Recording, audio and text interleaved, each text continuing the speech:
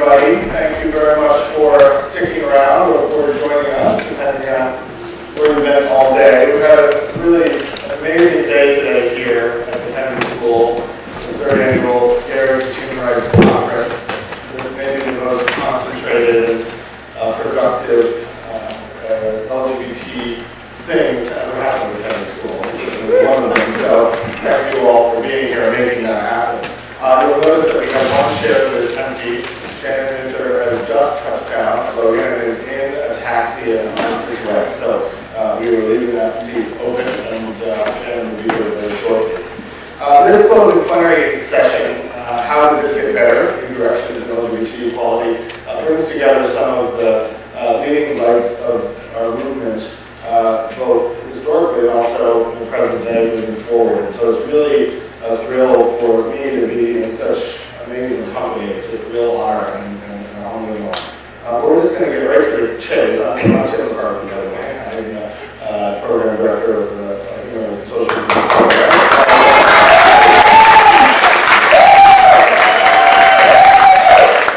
I'm the convener queen in this place, and I will say my thanks to all my colleagues who made this possible at the very end of our session today. I'm just going to launch into the introductions and then our first question.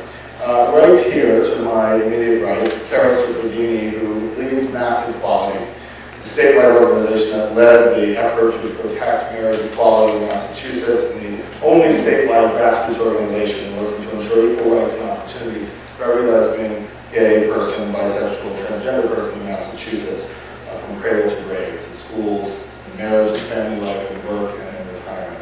An attorney for over a decade of LGBT policy experience, with over a decade of LGBT policy experience, Carol launched the Department of Public Policy and Community Engagement and Family Equality Council, the foremost national organization advocating for LGBT equality in families, immediately before joining Mass Equality as its executive director.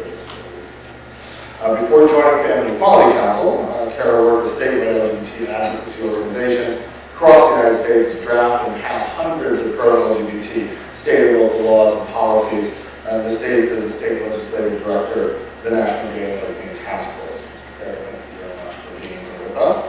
To my immediate left is my former student and now friend, also a reader, by the way, Tony Woods, who was a graduate of West Point and also the Kennedy School, where he won the Robert F. Kennedy Award for Public Service. While he was an officer in the United States Army, Tony deployed twice to Iraq, where he earns the Bronze Star for his service. And I should also say something that's not his official bio, that under Tony's command, not one of his soldiers died in combat during those 2 tours in Iraq. In 2008, Tony informed his chain of command that he wanted to continue serving in the military, but no longer intended to abide by the discriminatory don't ask, don't tell policy. I would like to say that I was actually with him walking into the post office when that letter, a great privilege. After a 6-month investigation, he was discharged from the military in December of 2008. Since then, he's been very busy. He ran for the open U.S. House of Representatives seat in a special election in his home district in California. He's appeared on CNN Headline News, Campbell Brown, Parker Spitzer. God, you kill these shows, don't you? all these shows he's been on are no longer on. They changed. Fox News, that's still here. And HBO's Real Time with Bill Maher. Tony's also published widely op-eds on national security, and also was the leading spokesperson during the build-up, lead-up, and subsequent to the repeal of Don't Ask, Don't Tell. He's published the Washington Post, Huffington Post, Daily Beast, etc. He's currently working for Service Nation Legal Change. And to his immediate left is Urvashi Bhatt, who I met this morning, but who I have revered for many years, so it is wonderful to finally meet you in person. Urvashi is a visiting fellow at the CUNY Graduate Center's Department of Sociology and is working on a new book on the relationship between social justice movements and the idea of tradition. She's the former executive director of the Arcus Foundation and is currently a board member of the Gill Foundation, the premier LGBT rights foundation. She was the Deputy Director of Governance and Civil Society Unit for the Foundation, where she worked on strengthening progressive infrastructure within U.S. civil society.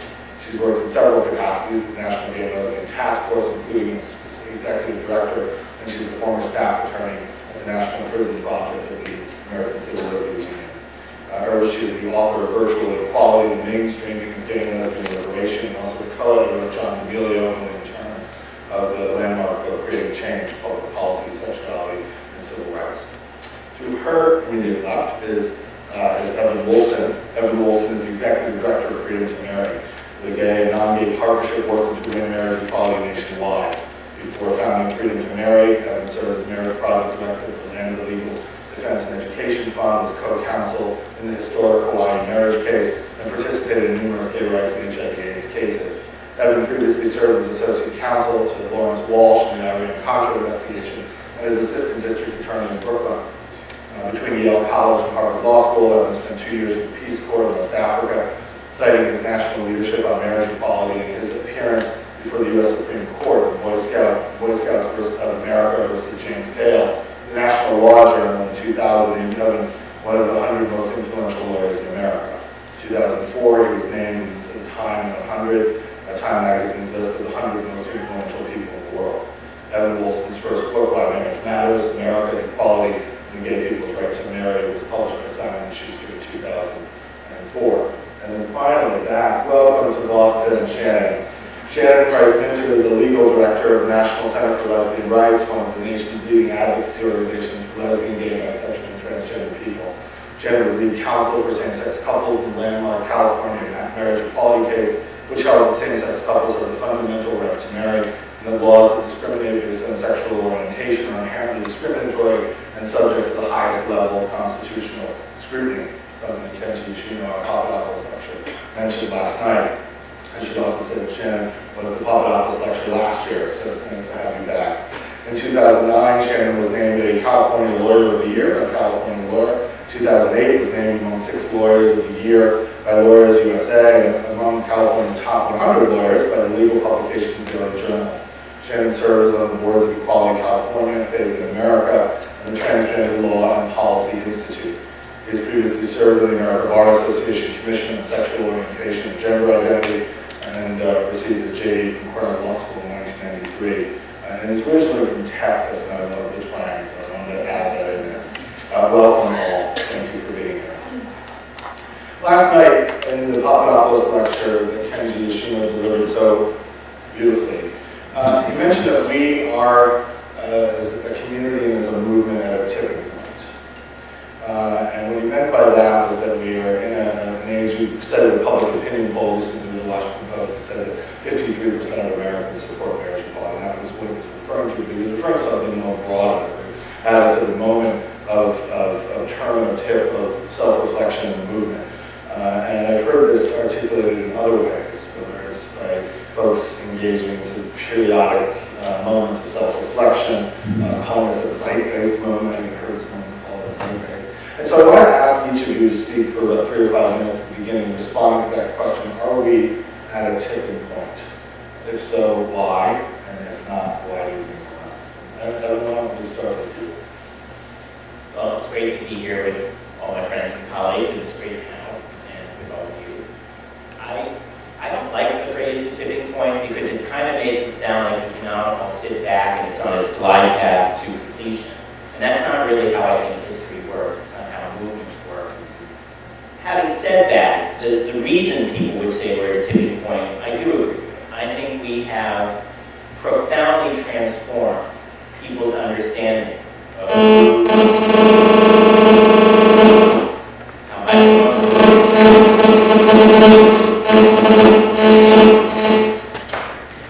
yes, I think it's you. I think we have profoundly transformed people's understanding of who lesbian, gay, bisexual, and transgender people are, who non-gay people are in relationship to us. I think we have transformed people's understanding of the meaning of equality. I think we have transformed people's understanding of why marriage matters and how the exclusion from marriage harms us and harms society and fails to live up to America's promise.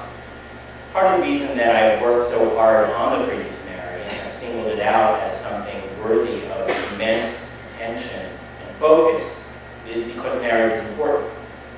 But an even bigger reason for me is that I've always believed that engaging in the conversation with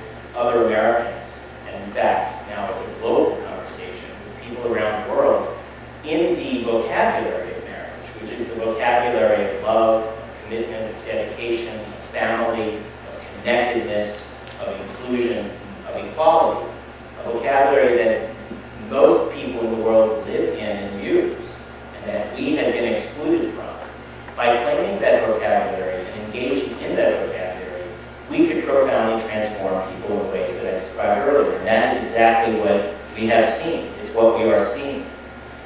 I don't believe that social change is handed to anyone. I don't believe that social justice is ever fully achieved, and certainly, again, is not handed to us. But I do believe we are riding the arc of history. We have the momentum. And the transformations that I described have been a sea change in the place of gay people in the society, and therefore people's understanding of all the things I talked about earlier, values of equality, inclusion, and freedom. And so, when I was asked to speak to a similar topic, and I'll end with this, a few months ago, I had the honor of giving the Martin Luther King Jr. Day speech at the University of Michigan Law School. I did something rare for me. I actually sat down and wrote a speech because I felt like that was an important enough occasion that it warranted something seriously thought through. And I titled my speech, "Is the Freedom to Marry Inevitable?" And what I said in that speech was, drawing from the lessons of history, from the writings of Dr. King and many other leaders of various movements that we are inspired by, that we look to, that we're a part of, that continue, that if by inevitable you mean, are we going to win this within 50 years? Yes. If you mean, can we have it for sure within 5 years, as it now shimmers within reach, then no, it's not inevitable, and no, it's not a tipping point, but it is momentum and opportunity, and it does stand for us to have, and therefore it's up to us to not just wait for some tipping point to slide it over there, but to make it happen. And we are making it happen. And with the power and excitement and gratification that comes from that success, we need to stick with it and really bring it home. Well, I agree with just about everything that Evan has said around the progress made and the amazing work that many of the people in this room, including the people on the last panel, have done for all of the worries that were expressed on the last panel. Because of your work and because of our work, we're really at an amazing point. However, I think that the tipping point that I see is a question of the current form of capitalism. And whether the world in which we sit is fully controlled and being marched towards destruction by a certain economic hierarchy and an ever-consolidating amount of control. I consider it a mutant system that is out of control, that is hijacking the politics of our country and hijacking the resources of the world to perpetuate social, moral, political control for certain people and certain forces. And I think the tipping point that we're in is whether social justice movements like the LGBT movement and others will actually realize that there is something that can be done about this development within the economic and political order and really try to assert a way to rein it in. I think that I cannot anymore just see my work as a lesbian activist within the LGBT movement just as an identity-based work. I see it in a much bigger political context, and I see it as a real power struggle between visions of justice and visions of how we want to organize our economic life, what freedom will mean in the world 5, 10, 15, 20 years from now. And so I celebrate, I feel like as perverse as Bob Dylan in 1965, going electric. When folk has its big revival, he went electric.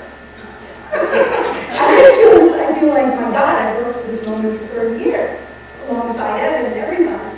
And I feel like instead of dancing in the streets, I want to go electric. And talk about, okay, now how do we wrestle back power from corporations? How do we engage people in our democracy so that more people are voting and so that the power of extremely wealthy people, of whom we are the managerial class, okay? We need to own our positionality within that. And what are we going to do? That's what I'm going to say. All right. Tony? Yeah, I actually want to vote for the point that Tim makes quite often, is that we have a tendency to think of the LGBT rights movement only in marriage, service in the military, and employment non-discrimination. And I think that's problematic. And probably we do need to broaden our horizons and think more broadly about the movement in general. So I think that's an important point that I'm going to start off with. But having said that, in my experience with being discharged from the military and moving on to hotel, certainly, and that being an issue that's extremely important to me, it sort of shapes how I look at this.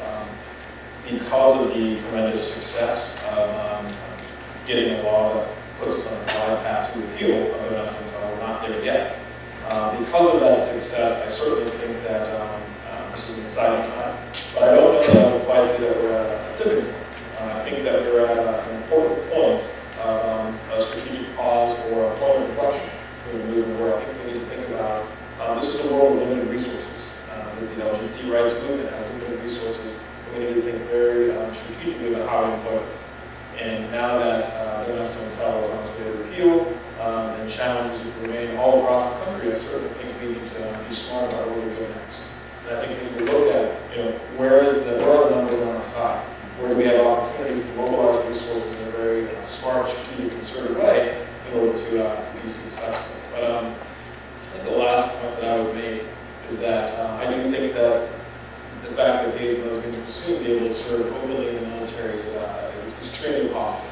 And I think it has ripple effects throughout other areas of the LGBT rights movement. I think it becomes significantly harder to discriminate against someone's right to marry if they can go take a bullet for you and defend the country. And I think people will start to recognize that. But that takes time.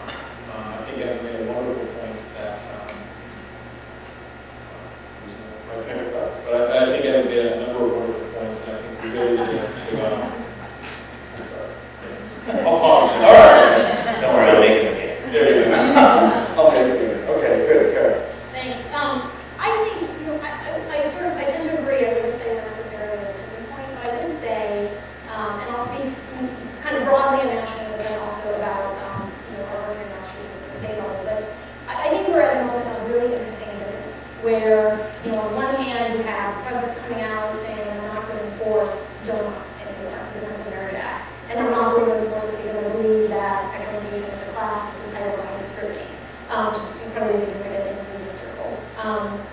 And you have bullying making the news all across the country. Everybody's talking about it. Everybody wants, it's sort of the next marriage in some ways, in that it brings in allies, like the way marriage has brought in straight allies. And then at the same time, you have this J. Crew ad that comes out, right? You have Tom Devin, which is funny, but at the same time, you have this, for folks who didn't see it, there's a J. Crew catalog that just came out, and it had I guess it was their creative director on the cover, painting her son's toenails, her 5-year-old son, whatever his age was, toenails pink, neon pink, and saying something about how lucky I am that I have a son who loves neon pink.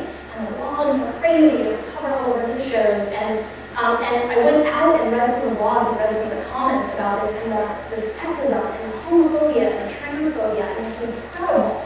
And to me, it strikes me as very dissonant with this sort of other kind of public consciousness that it seems like is out there, this other kind of political consciousness is out there. And it makes me think, here in Massachusetts, where we live in what I call this post-marriage equality world, where we're not working on marriage equality right now, we're just working to keep it intact by working in the electoral realm, and otherwise carving out a much broader agenda, and really most profoundly transitioning from a single issue campaign, which is a completely different way of doing LGBT work, to a multi-issue organization. What does that look like? And who's at the table, who do we work with, what are the issues that we work on, how do we work on them?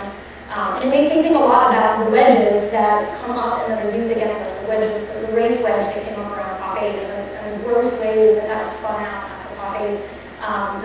The attempts at the federal level to strip funding from Planned Parenthood. What is our role as a movement in that? Because we know that we're implicated in that too, not only directly but indirectly. They'll come for us, and they do. And what is our role in partnering with communities of faith? This is what is coming up for me right now around this sort of interesting public discourse that I think kind of cuts both ways. Well, so many years with some of my favorite people, and I'm sorry I was late. I was at a little tipping point. Right.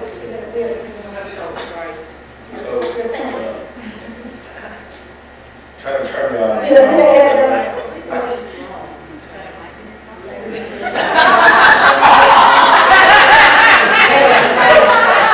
We need to have some of this, we need to bring in some people. You said that the president came out. That's a YouTube video, honestly.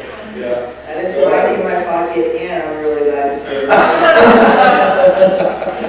But anyway, I just had a really scary plane ride, but I'm fine. I'm very glad to be here and on the ground. So maybe I'll be the most optimistic, which is unusual with but I do think we're at a tipping point. With the caveat, I don't think it's inevitable, but I do think we have an amazing, precious, historic opportunity, if we seize it, to really establish a relatively secure consensus in this country that LGBT people are part of society, that we should be treated fairly, and kind of internally within the community, to Ursula's point, that we step up in a way that we haven't before and sort of own and claim our own political power and become involved in a more responsible way in these very important, larger questions of our time too. I think that is within grasp. For me, somewhat paradoxically, this was driven home by the battle over Prop 8 in California.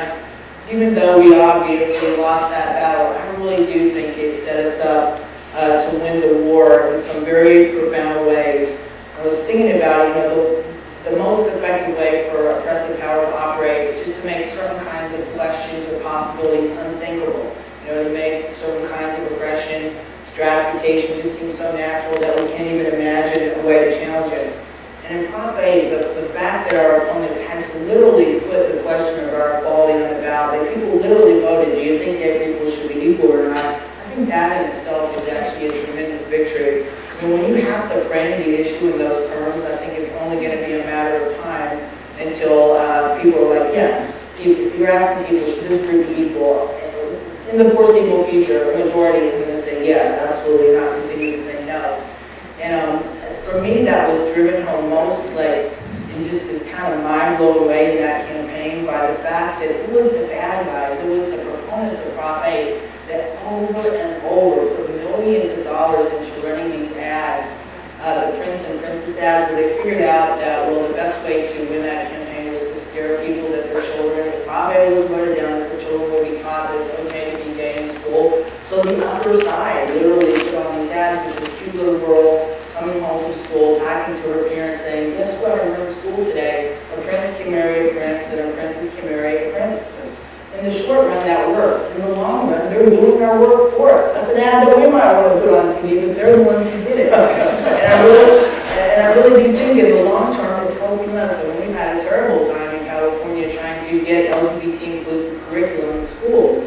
And we're about to do that after many, many failed attempts. And I actually believe it is in part because the Prop 8 campaign put so much focus and attention on that issue. And then just really, really quickly, I think the Prop 8 campaign helped us in other ways as well. I think the unprecedented visibility of the Mormon Church and the Catholic Church being involved really set off a backlash within the lay membership of those denominations, and that they're now, it blew up on them. I think now more Catholics and more people in the Mormon Church are with us than they were before. I think it mobilized a very privileged part of our own community who were outraged, couldn't believe that we would lose the campaign. What do you think happens when minority rights get put up for a vote? But now they're engaged in a way they weren't before. They give you money in a way they weren't before.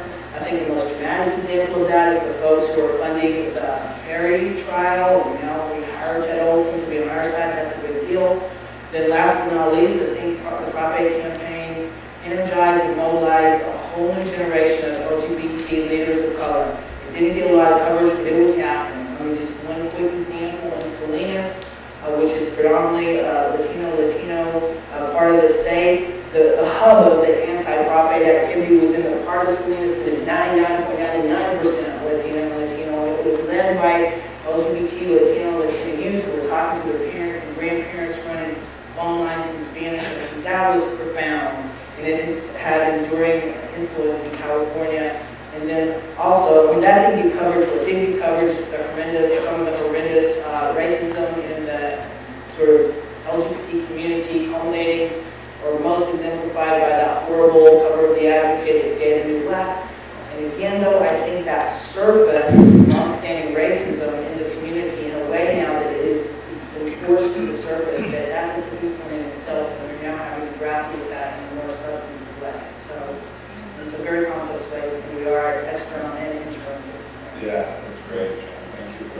I think one of the reasons why people, both within the LGBT community and way outside of it, imagine this or see this as a kind of turning point is because there has been so much visible progress in a very short period of time. When you think of this within a longer historical narrative of this country's history and social justice movements would take a long time, right? And there's a reason for that. Many of you, all of you, have been working very hard to make that happen.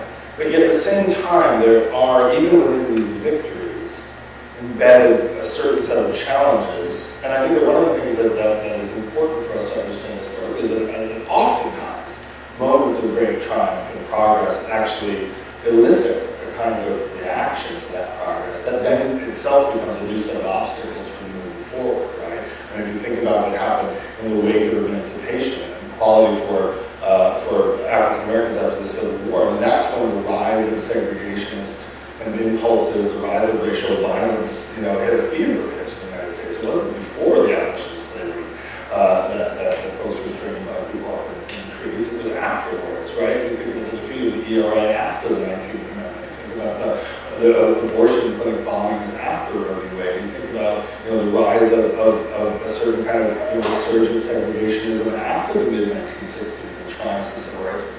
And so I'm wondering if we're sort of ready for that, right? Ready for that sort of moment where we have achieved a certain amount of progress. Very importantly, and we need to acknowledge that. But are we sort of ready for the challenges that come at precisely that moment when we win these victories? And so I'd like each of you to sort of, through your own kind of lens, whether you're talking about what a repeal of domestic would actually look like, or what the road to winning full marriage equality would look like, or what it would look like to actually have transgender equality as a full and equal kind of agenda alongside same-sex marriage rights and so forth. A state equality movement that would, after 7 years of marriage equality, what does that look like? What are the challenges that are still there in a state where a lot of people think the work is done, right? And then this big monster that you talk about, which is capitalism, and part of the problem with capitalism is that we like to have our things, right? and sometimes we prop that monster right up alongside everybody else. And so what through the prism of your work do you see as the sort of biggest challenge at this moment where we can clearly see that progress is happening, we can take stock of that and celebrate it, but we also know that promised land, there's a lot in between us and that place. What's the biggest challenge you all see in your work right now? Why don't we start with you? Well, I think that, sure, we live within an economic and political order, and that's really what I'm saying, is that the LGBT movement does not have the luxury to dissociate itself from what's going on around it. At the very moment that we're coming to the table with our newfound power that I've been working for 30 years, to get the government to respond to us, to get the State Department to take up human rights, we're getting all these things that we wanted for so long. You know what? They're cutting budgets for every one of those things. So there's less money available for the people that we care about to receive those funds that we very long fought for. At the very moment that we are able to run for office and get elected, despite our limits, because we're fabulous leaders and seen as such in the communities that we serve. At those very moments, the power of the political element, the political power has been redefined. So those with access to corporate dollars are more powerful than those without. Those with access to certain kinds of people are more powerful. It's just a fact. Yeah. I am a conspiracy theorist, but in this case, I'm just being very mundane and stating the obvious of power analysis in America.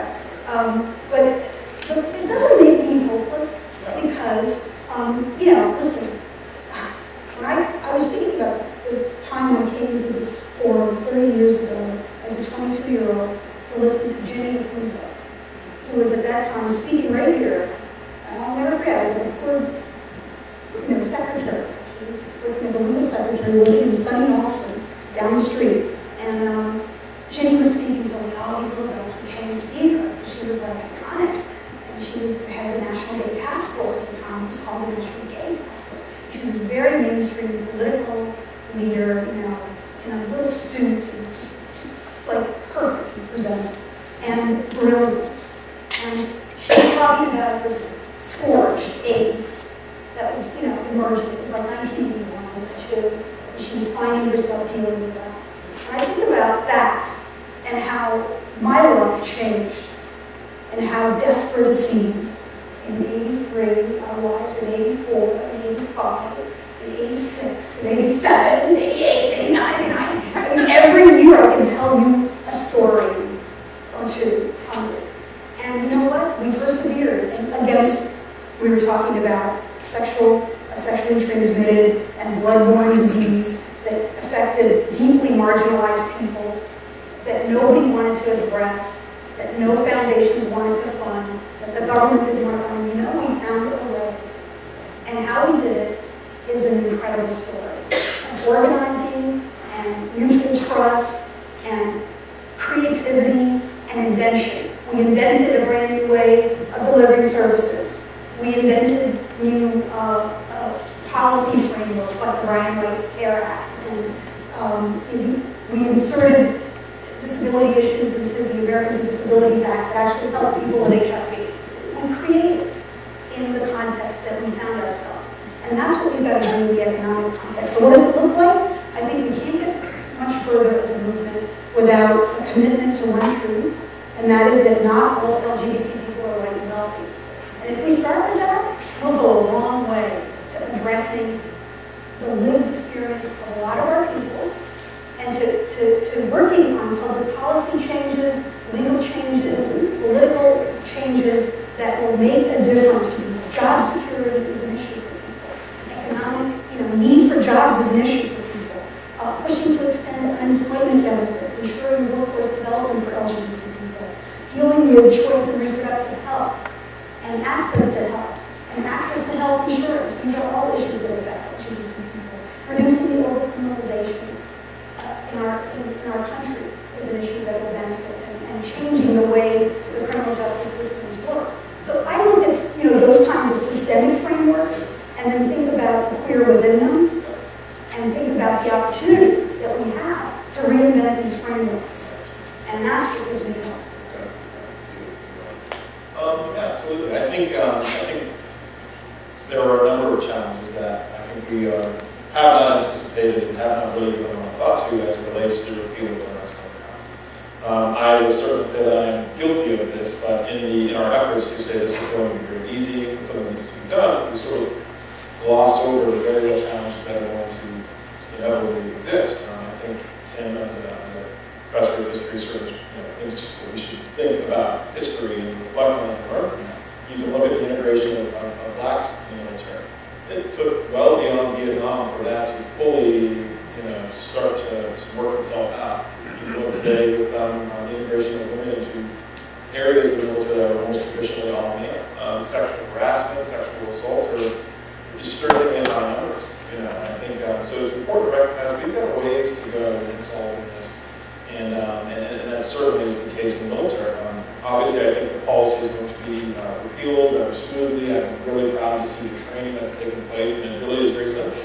Treat others like you want to be treated, and that seems to be working quite fine. But I think we need to recognize that that isn't going to be the case. And the great point that I brought up is that we cannot just sort of sit back and expect these things to happen easily. And I think there's the risk now that repeal will happen soon, has happened, that we as a movement can sit back and say, well, it'll take care of itself and we'll continue to work out. But we never dealt with what about same-sex partner benefits in the military? We didn't talk about it. What about trans issues in the military? We were afraid to touch it. And I know from having worked behind the scenes of this, people were very afraid to even start speaking of trans issues. So we glossed over all the real challenges that lie ahead, and I think we do have quite a bit of work to do. And it's going to take a real concerted effort that I don't know if we as a movement are going to be able to remobilize around this, because we thought we already had it. We have other things to worry about. We come here and come back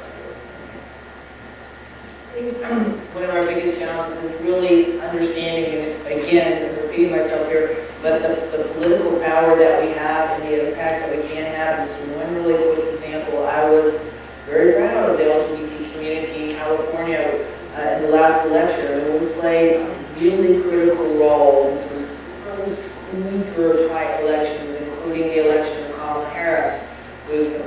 female Attorney General in California, the first African-American Attorney General in California, and the first Attorney General, maybe elected in the country, I don't know, who is so openly opposed to the death penalty. Our community had everything in the world to do with her election, and we can be doing that nationally too. But I do want to say just a little something about the challenges around trans work, and that's easy. It requires no kind of analysis whatsoever. I mean, trans people in this country still face eviscerating poverty, stigma, discrimination, and violence. We are decades behind where the LGBT movement is, and that causes some real problems and tensions that we've seen pop up. But I mean, that's why we have these controversies, like whether to include transgender people in INDA, because it does require a lot of extra work, and it makes us vulnerable to these accusations that INDA could pass if trans people weren't in it because it's a heavy lift. And yeah, it is a heavy lift. So for trans advocates, that is our challenge, is to really keep the larger movement on board with supporting us and doing that extra work so that we can catch up to where LGBT people are. Thanks. Yeah, I wanted to riff a little bit on what Herb just said about the resources issue, and I'm going to talk specifically about working at the state level. You know, there was a study that just came out that talked about LGBT-specific giving within the LGBT community. It's some tiny number, like 3% or that actually gives, right? So it's our community's investment in its own advancement that is a little bit stunning, right? It's a little stunning. And then you have on top of that, I think a funding structure, an institutional funding structure that has gotten increasingly strategic and sophisticated. But with that has come, you know, these collaborative conversations of we're going to invest all of our money in this issue and in these 3 places this year, and all of the other places are left out, and all the other issues are left out. And there is a strategy there around what we want to work on, but it leaves a lot out at the same time, and so there's a lot of there are a lot of issues and concerns that kind of remain invisible or sort of under-resourced. And then I think the point I wanted to make about Massachusetts specifically, and the challenge I think that we face right now is, you know, we rode this amazing wave, right? We're not just a state that won marriage equality, we were the first state that added and kept it. And there is, I think, in the community here, you know, despite the fact that that's our context in marriage, but we don't have formal equality for transgender folks. We have, you know, an incredible rise in communities of color around HIV and AIDS and in other communities. We have, you know, 2 years after we win the marriage equality fight, we have Carr-Ryan Center who kills himself rather than live alone as a gay kid in Massachusetts. You know, there's again the dissonance. And the challenge I feel like we're facing here on the human resources side is an incredible amount of apathy in our community, in our Massachusetts community. And that apathy isn't just someone else will do it for me. It's, you know, I sit on a train in the morning and people treat me like crap because I'm a genderqueer person, I look genderqueer, I'm okay with that. Because I'm okay with that, right? It's that kind of apathy where this is as good as it gets for queer people.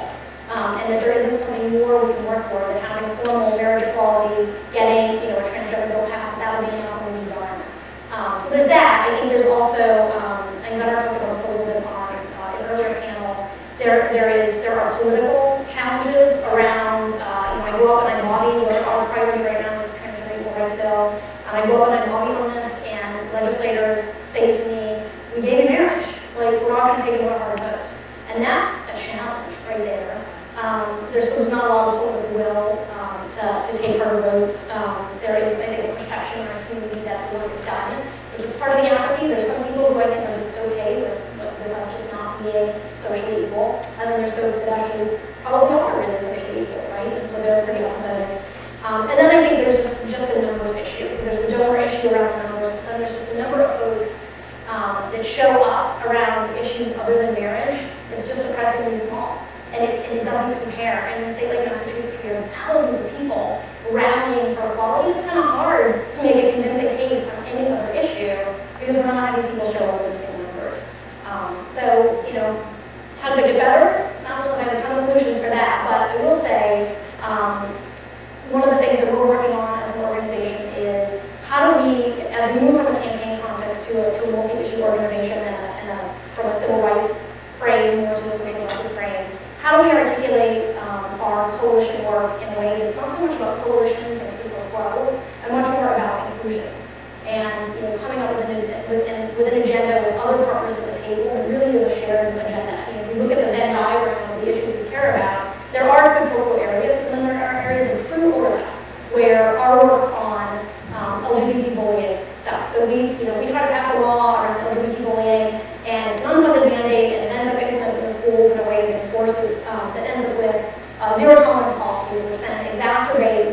school diversity pipeline for kids of color. Obviously not the outcome we want, because we have kids of color in our movement. And so trying to figure out what are the tactical things that we can advance look like that are actually inclusive and good for our entire community, and not just the folks that we tend to push out into the media as who are the limited pieces of our community.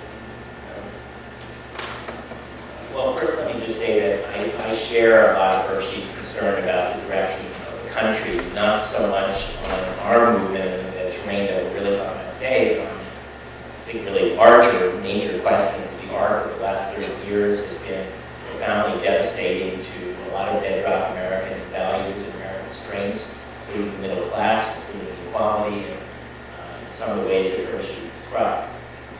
But I'm going to put that aside because we're here really talking about, I think, a narrower question that certainly I feel is what I've dedicated most of my time working on as opposed to worrying about. And on that, I would say that, as Shannon alluded to, I am obstinately optimistic, and I prefer to be that way.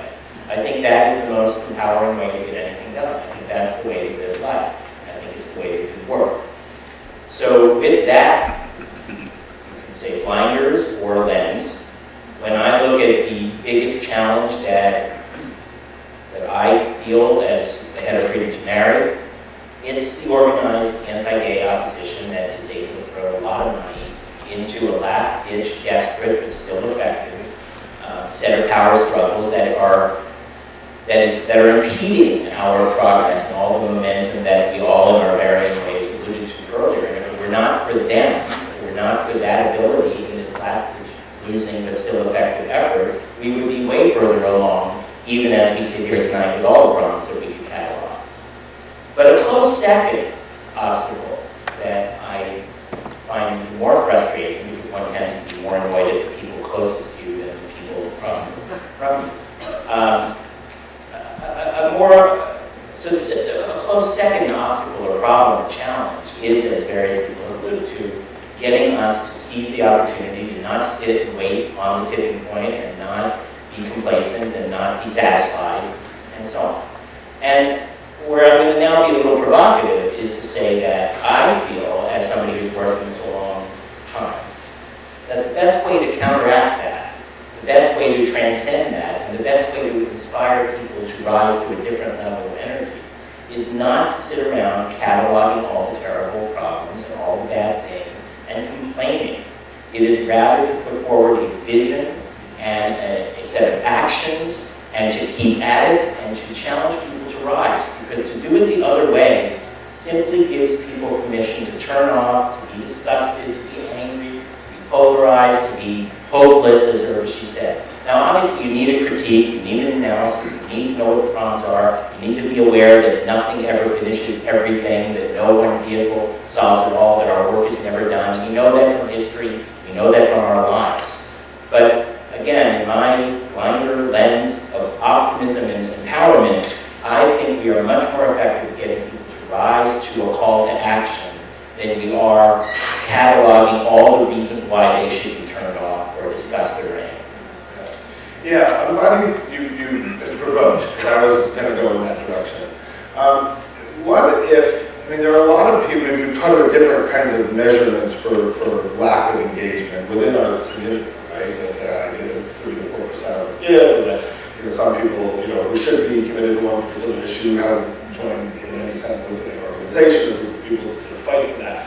What do you make of the critique of the movement that we haven't given people something to fight for? That call to arms for some people is not, if the call to arms is for marriage equality, or the call to arms is to repeal the Ask Don't Tell so we can fight in the 2 or 3 or 4 wars that we're currently pursuing as a foreign policy strategy, if the call to arms is to engage in a set of activities that ask for a diminishing set of resources from institutions of power that have historically always discriminated against us, rather than rising up to actually dream of a fully transformed set of power relationships, to dismantle some of these institutions of power, rather than always work within them. And here's the radical in me coming out,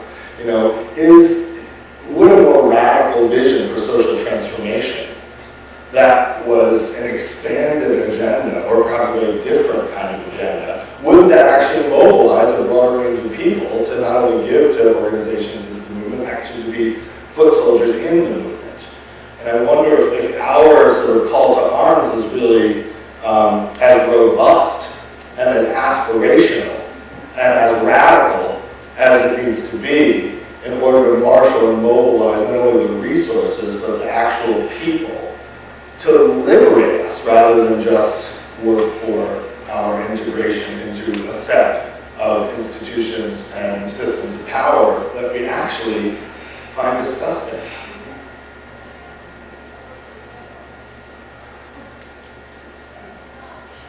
Yes.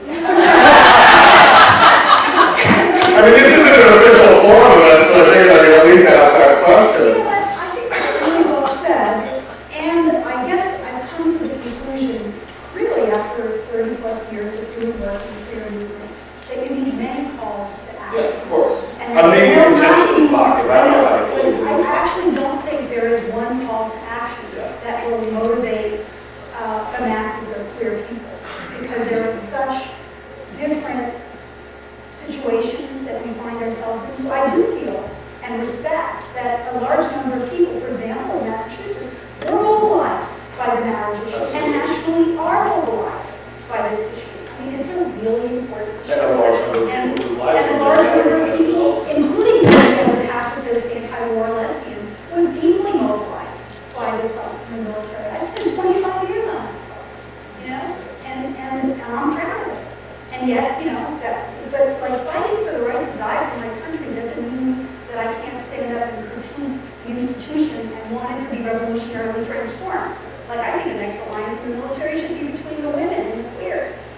Because all the sexual violence in the military, we haven't changed that patriarchal culture in the military. Next. So, you know, I'm endlessly hopeful if I think that can change things, you know. But your point is that, yes, I do think that a social justice call to action would motivate and inspire a number of people. Especially, I see younger people being more motivated and multi-issue than my generation. But I don't think it's one call to action. Well, one of the things, the reason I brought this up is because in the last panel there were a number of folks who were having, not only on the panel but in the audience, who were participating in a conversation who were articulating that they felt that their voices and experiences were absent from the struggle and from the movement, and that was, you know, many of these people are people who are very much on the ground doing important and amazing work, but are nonetheless incredibly frustrated with this sort of limited landscape of those who are sort of spokespeople, and those who get credit, and those who are determining the agenda. Do you push back on that kind of critique or not? I think there's a bit of a misstatement as to how it works. Yeah. There is no finite group of people who finitely control the finite resources, and some are in and some are out. And I think when people allow themselves to sink into that way of thinking, it is a very disempowering way that actually makes invisible the great work people may be doing, the power they may have, the voices they are raising, and that many others are doing as well. I don't like that way of describing it. But you will admit that it's very much out. I think some people like to use that rhetoric, and I think it is a rhetoric of disempowerment that keeps people from being as effective as they can be. So that's one point I want to make. The second point I want to make is that even if people don't agree with what I just said, the lived experience of many of us who have worked in this movement and in this country in the last, it's like 30 years, you know, when the freedom to marry work was first put forward, I mean, gay people have been struggling against exclusion from marriage since the dawn of the modern movement. You know, so we talk about that as Stonewall, which in and of itself is historically not fully accurate, but if you take that as a benchmark, within 2 years, same-sex couples were challenging the denial of marriage in 3 major court cases. So marriage has always been part of the demand, part of the landscape, and part of the claim that ordinary people, as well as movement organizations, weak and small as they were in the beginning, have always wanted. But when and that wave of cases and that wave of challenges were all rubber stamped away country was not ready for it. The conversation had not happened. Visibility was not created. In the second major wave of marriage cases, in the very late 80s, early 90s, the country, in a certain sense, though it didn't know it, was ready for it, and the whole global movement that has been framed in this marriage discussion, that has followed and that continues, came out of that second wave. Now, there are two interesting things about that. One is, what changed between the first wave and the second wave? And the very short answer is HIV, AIDS. AIDS broke the silence, gave a whole lot more voices, a whole lot more visibility, a whole lot more understanding, a whole lot more empowerment, a whole lot more energy to that. But the other point I wanted to make is that when that second wave began, it's not like anybody sat around and handed it to one group or one individual or one organization and said, from now on this movement will be about marriage and you're going to get the money and you're going to be able to do it and we're all going to fall in line. That just never happened. It hasn't happened. It just isn't the way it works. And so I think for people to harbor this idea that that's how the history of this movement unfolds and there you're either in or you're out is preventing you from doing exactly what the people who were involved in that first wave and then in that second wave did. See an injustice, believe you can do something about it, and get up and do it and have people respond. That's the way this history has unfolded. Yeah, also, I want to go back to Drew's point about young people. I really do think so. Okay, sorry. I want to go back to Drew's point about young people. And I really do think we're at a pretty interesting point right now in the movement, and I think we need to sort of think differently about how we engage and utilize and mobilize allies. I think we, in many ways, are underutilizing them, and I think we oftentimes still sort of think we're alone, and these are only our issues, and we have to rally together to fight for our rights. But you know, I don't think that's always the case. I think we can do more to engage them. And I'll sort of very quickly, in my personal experience, when I was running for office in California, a young 20-something-year-old male comes in and hey, I'm here to volunteer for you. My assumption was that this is a gay male, and it turns out he was motivated. Oh, well, I was raised by a single mom too, and so I thought it was pretty cool, and that's why I'm here. You know, and I realized that, you know, many of the folks who were willing to come out and support me, and I was very open and honest about who it was, just young college-age people, and I think they have a very different view of the world. I think they're very willing to go very far on our behalf. And so I think we need to think differently about how we engage them. You can look back in the civil rights struggle, and there were many more than just African Americans who were working on that and who were very effective. We'll be far more starters. There's a lot more immigration that I think we should be taking advantage of at this point.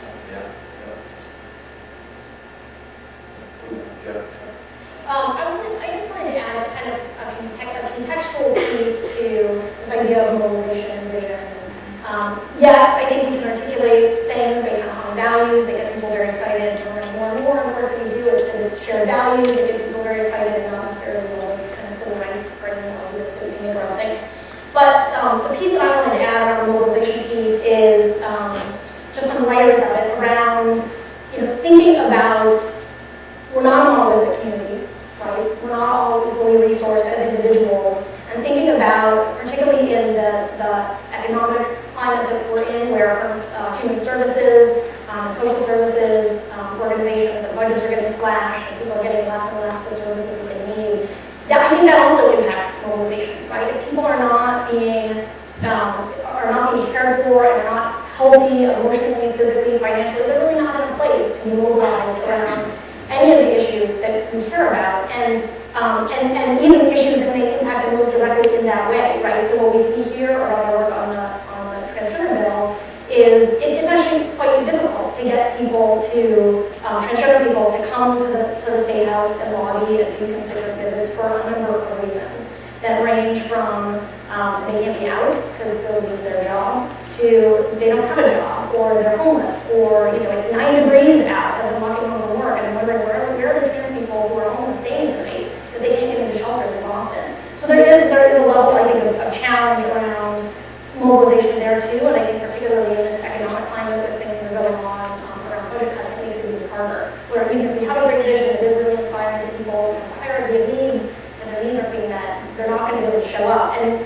we know from work that we've done in the past around sexual orientation, non-discrimination, you've got 1 or 2 people showing up that are representing people across the state, and I think they're going Massachusetts, the challenge is, we know when our sexual orientation non-discrimination bill was passed 10 years ago, that it was okay for a handful of gay people to show up and argue for that bill, and people would say, our community is discriminated against, that's why you don't have lots of people showing up. But now we have thousands of people showing up for marriage, and we make that same argument in the trans context. It doesn't fly as much, because it's a controversial issue, people don't want to take on a vote on a controversial issue, and it adds an additional level, I think, of nuance to the mobilization piece. I am really starving for a more complex analysis, and I think we need a more complex analysis than the kinds of debates that get really stuck into, being for marriage, working for marriage is conservative, being against marriage is historically oppressive institutions is progressive. I just don't find that satisfying, and I think we need to get underneath some of these discussions and really look at what's really going on here. I think one of the reasons that marriage does engage a lot of people in our community is because it directly confronts one of the most harmful, debilitating stereotypes about LGBT people that were, by definition, sort of anti-family, outside the family, outside of community. And I think that has very profound implications for the implicitly white nature of the predominant notion of gay identity. And we have so long, the notion of gay identity that's most accessible to the public, that's most accessible to us, even still in our political advocacy, is a very white notion. It's very based on individualism, individual rights, and very much about that, coming out as a process of, first of all, that you have an otherwise unmarked identity, so implicitly privileged and white, and then you embrace your gay identity, which does not resonate for lots of people of color.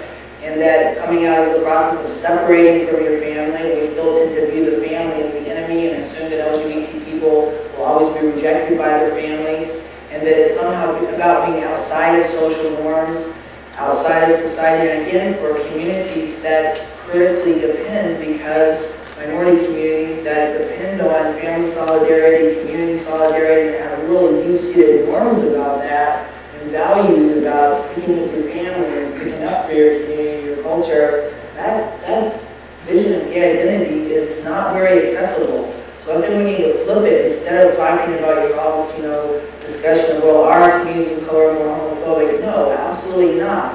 Perhaps that the most readily accessible notion or conceptions of gay identity are implicitly race or white, and they're not comfortable or accessible to communities of color. So I just think, that would be, to me, a really interesting discussion to have about marriage that moves us a step beyond these kind of simple polarities that, to me, have become rather tired and not really getting us anywhere.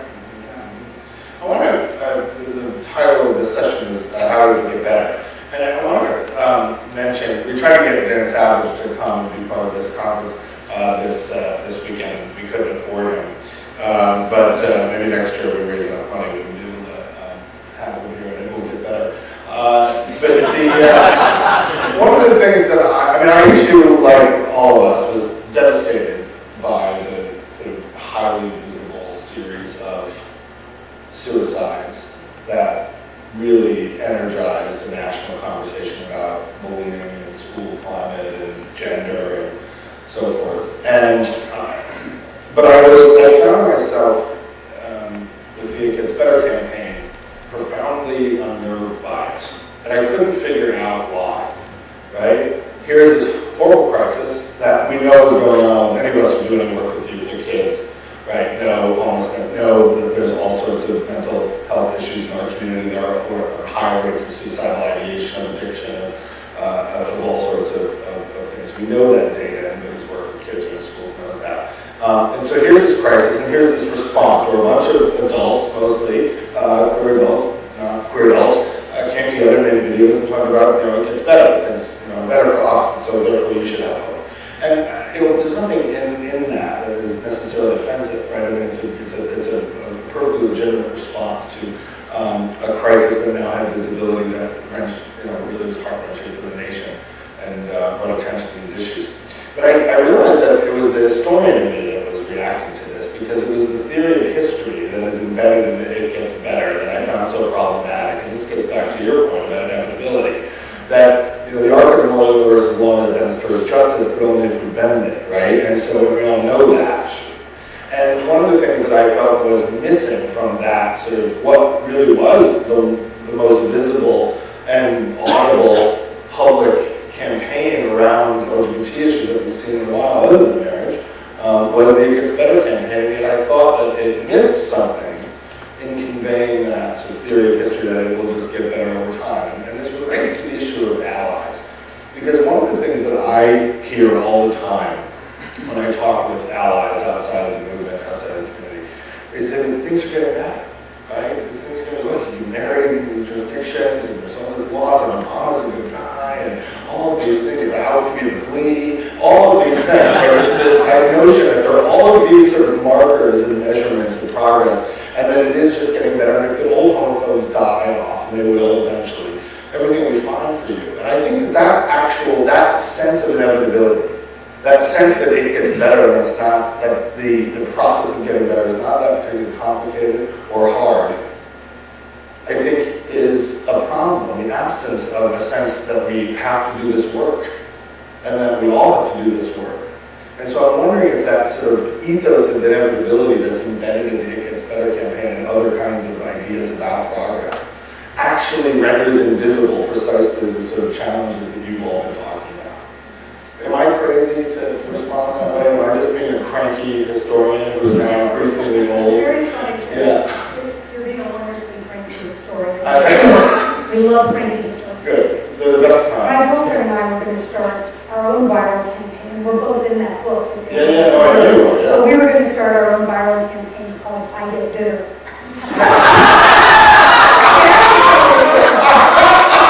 That's true, King Kate, too. We might still do it, and I invite, if that happens. Can I be in there? You can all do your own videos about what you get bitter about. And, you can reel about, victimization, politics, and the movement. Evidence that I don't get bitter. He gets bitter. He gets bitter. And everybody gets bitter. Right. So, but I think the fact is that what I wrote in that book was the reason it gets better is because we push and push and push and make it better. It's because of social movements. It's because of individual heroic actions. That people confronting situations with courage that they find themselves in. It's because of opportunities seized or trauma experienced that we go through these things and we fight, and that's what makes it better. So, it's in and of itself, the campaign could be seen as a palliative, but look, we're in a branding and marketing and glibness moment. So bring it on. I mean, I do certainly agree ultimately with this notion. It doesn't just magically whatever. You have to engage. That's true in our lives, and that's true in history and in our country. But I do think it's putting too negative a response on what was a very important set of statements by a lot of people that sent a very important part of the message that a lot of people do need to hear. You are valuable. You're not alone. We care about you. There's a future. Even if things are tough now, stick with it. Of course, that's not the whole thing, and it doesn't magically solve every problem. Nobody should pretend it does. Dan Savage didn't pretend it does. But to have the President of the United States and the 10,000 or whatever it was, people saying those things, and the conversation was a very important conversation for young people to hear, and a reminder of the fact that we can make things better. Yeah. One of the things about one of the things that I thought was the most powerful thing anybody who's ever talked about is the president's YouTube video in particular.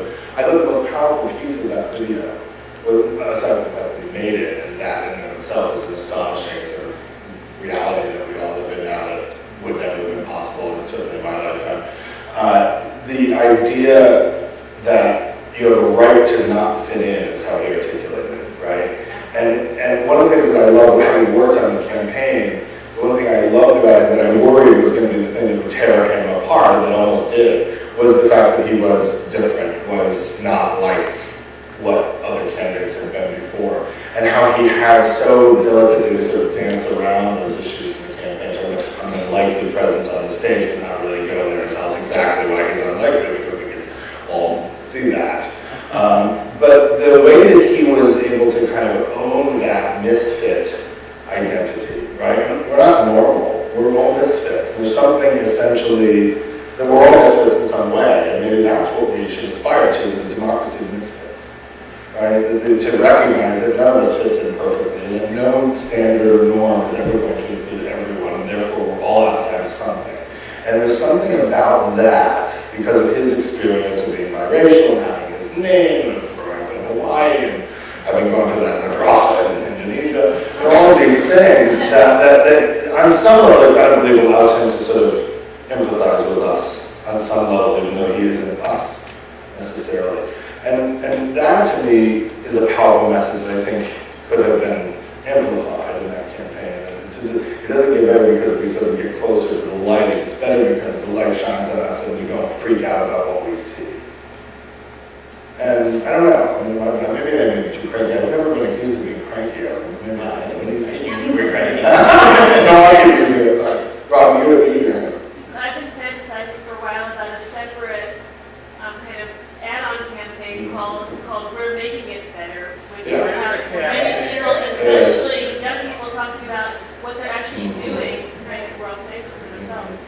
There is a campaign. From the GSA network. Yeah, Yeah, make it better. Make it better. Yeah, And it's yeah. young people talking about what they're doing in their schools. Right, it's a youth, yeah, it's a school-based youth movement, right, exactly. Youth.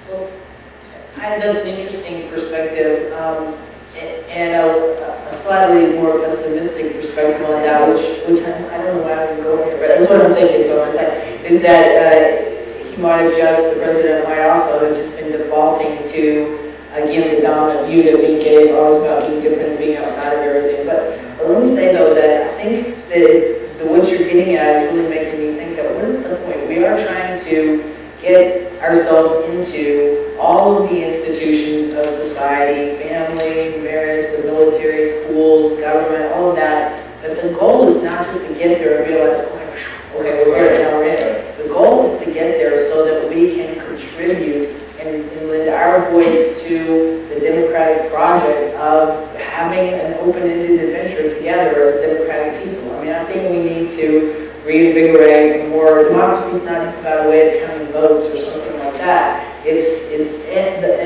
The flip side of there not being any inevitability to progress is also that the form it takes is unpredictable and different in different places at different times. It's whatever we make of it. And I would, it's not like, what was it, Francis Fukuyama, the end of history, it's like universal capitalism, liberal democracy, and the main thing we have to worry about is that everybody will be bored. No, that didn't turn out to be true, but thank God. But, there's a deeper sense of democracy that it really is. It's about choosing to take collective action together with a group of people in a particular time and place. And it's, who knows what we might come up with or what we might do. And I would love to see the LGBT movement just stop as much as we can talking about victimization and oppression and our right even to belong, in the sense that what we really need is, or what we really want is the right to participate and contribute. I mean, that's what, and I think that's what would really motivate people, would be to get people in our community more engaged. This is about, the world is missing our voice. Our democracy is missing our voice. Schools are missing the full participation of LGBT youth and children. And I think that's more where I would like to see us go. More than maybe a right to be different person. Yeah.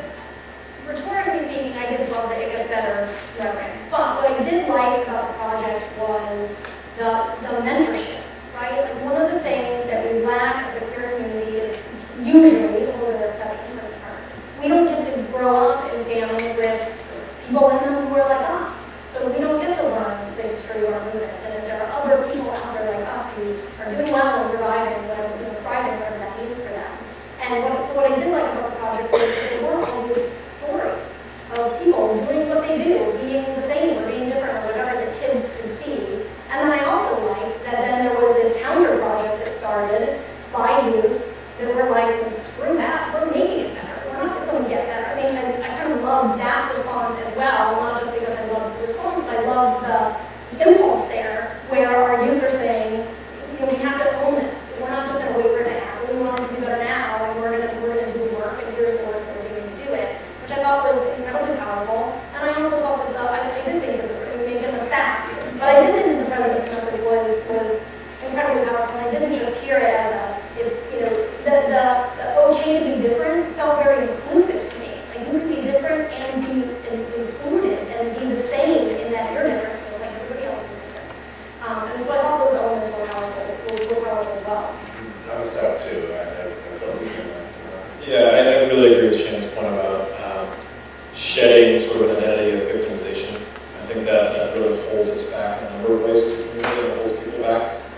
very real injustices in the world and towards our community. But I think to the best of our ability, we can shrug that off and really focus on, you know what, I have the ability and I have the power to overcome these challenges. I think we'll certainly make a difference. And I do see some of that in that campaign. I want to ask you all to dream for a second.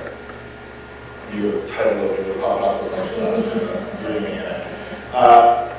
Last week, a group of us associated with Face Value convened here to design a research agenda around stigma that brought together activists and academics to develop a research model for applied social science research to move some strategies in a different direction around stigma, changing hearts and minds. And one of the exercises we went through was, if we're successful, what does the world look like?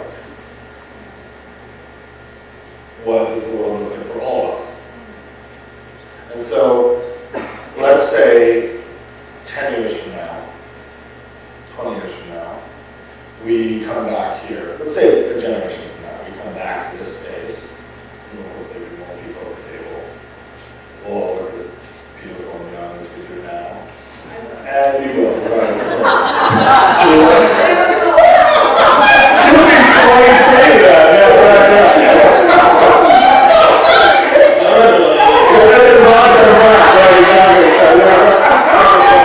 Right, and I'm going to be 30 then forever, no matter what I look like. Anyway, let's meet back here in a generation from now. If each of you is successful, all of us are successful, what does that world look like for you? What is the sort of the thing that is most different for you in that world if we win?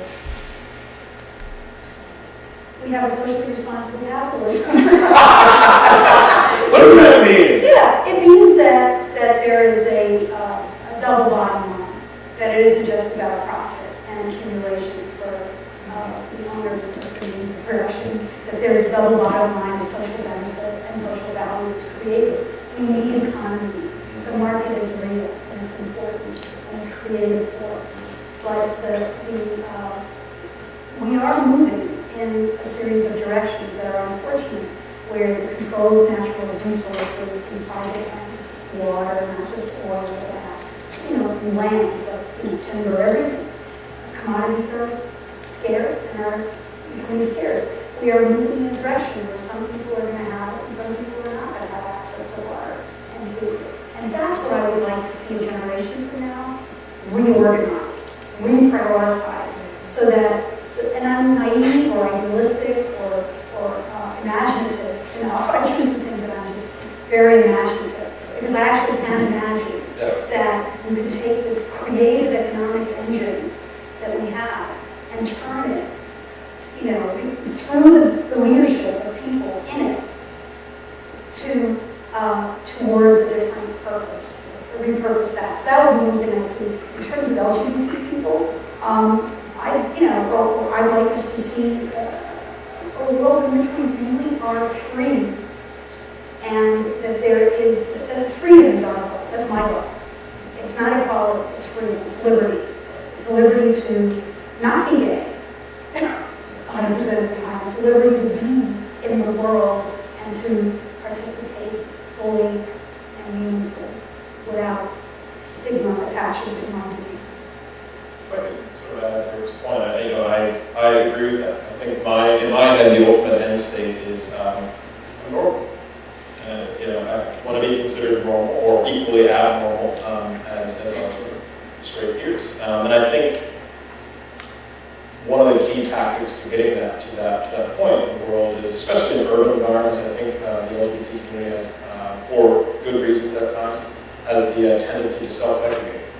And I think I'm a firm believer in sort of the power of out. And we don't always have the option, but to the best of our ability, if we can be a little bit more out, if we can be out to a couple more people, and really start to make those inroads, I think that makes a big difference. To not live in the Chelsea or DuPont Circle in Washington D.C. or the Castro in San Francisco, to spread out. And I want everyone to have a lesbian couple neighbor, and they're raising their adopted child or their child. I think that is tremendously helpful, and I think it makes inroads to people who could easily marginalize us and think of us as the outcasts. But we need to be their neighbors and their coworkers. And I think that helps us really get a lot further ahead. I agree with what you said. I would say, I would add to Urchi's freedom. I want freedom and equality. I think everybody should have both, and we don't have to choose. And that's the American promise. It's our human rights. It's tricky founding documents that we actually wrote down. Well, I think it's important to dream for it all, and to ask for it all, and to want it all. I'm sure we can do that. To me, as I said, well, first of all, so in the narrower terms, that means that a generation from now, that being gay is something celebrated. It's something that's part of the panoply of difference and richness and diversity of humanity. And it is not a barrier, not an obstacle, not a limitation. Young people dream of their ability to fall in love with somebody and have that person and be the person of their choice. And to have that all equally warm and wonderful and celebrated and good. And people who don't choose to be with a partner can equally make that choice and live the lives that they want to live as part of their pursuit of happiness. So, I mean, that's what I immediately feel like I am fighting for. But I also believe, as I said earlier, that the reason marriage fight and this work is so important is that it's about more than just what it is. That by engaging in the battle to win marriage and to shape the world that I just described, we will enlarge possibilities across the board. A win on LGBT rights energizes a broader movement. It says to the women's movement, to the immigration rights movement, to many others that we are also part of and must also stand with and be engaged, that we can together win. It is a win for our side, and our side is bigger than just us. It's a win for politicians who used to think of the gay thing as the anchor or the third rail, and now, because of the great work and accomplishment and shift that we all talked about in your first question, now actually can have what still is sort of an improbable win on the road toward ending military discrimination become something that energizes an administration after a painful election. And that means that we as a political matter have to see that the work we do about one thing, particularly when it's one thing as powerful and resonant and big as the freedom to marry is not just about that. It's about something bigger. And so to translate that into the goal, to me, what we want is a world where everything I just said about lesbian, gay, bisexual, and transgender people having a full and equal place and range of choices and opportunities and so on. But that actually liberates non-gay people and strengthens our country's commitment to its overall vision, which is much bigger than any of these particular things we just talked about. This is something we are part of. In most of my writing, in my book, in my work, in my talk about marriage, I talk maybe this much about gay people and same-sex couples, and much of what I talk about is a much bigger thing. It's about America, it's about the meaning of equality, the meaning of freedom, the meaning of choice, the meaning of love and commitment. And I feel like we have to claim all those things and not see ourselves as limited. And by claiming something bigger, we actually will accomplish something bigger. And that's what I feel like we're fighting for.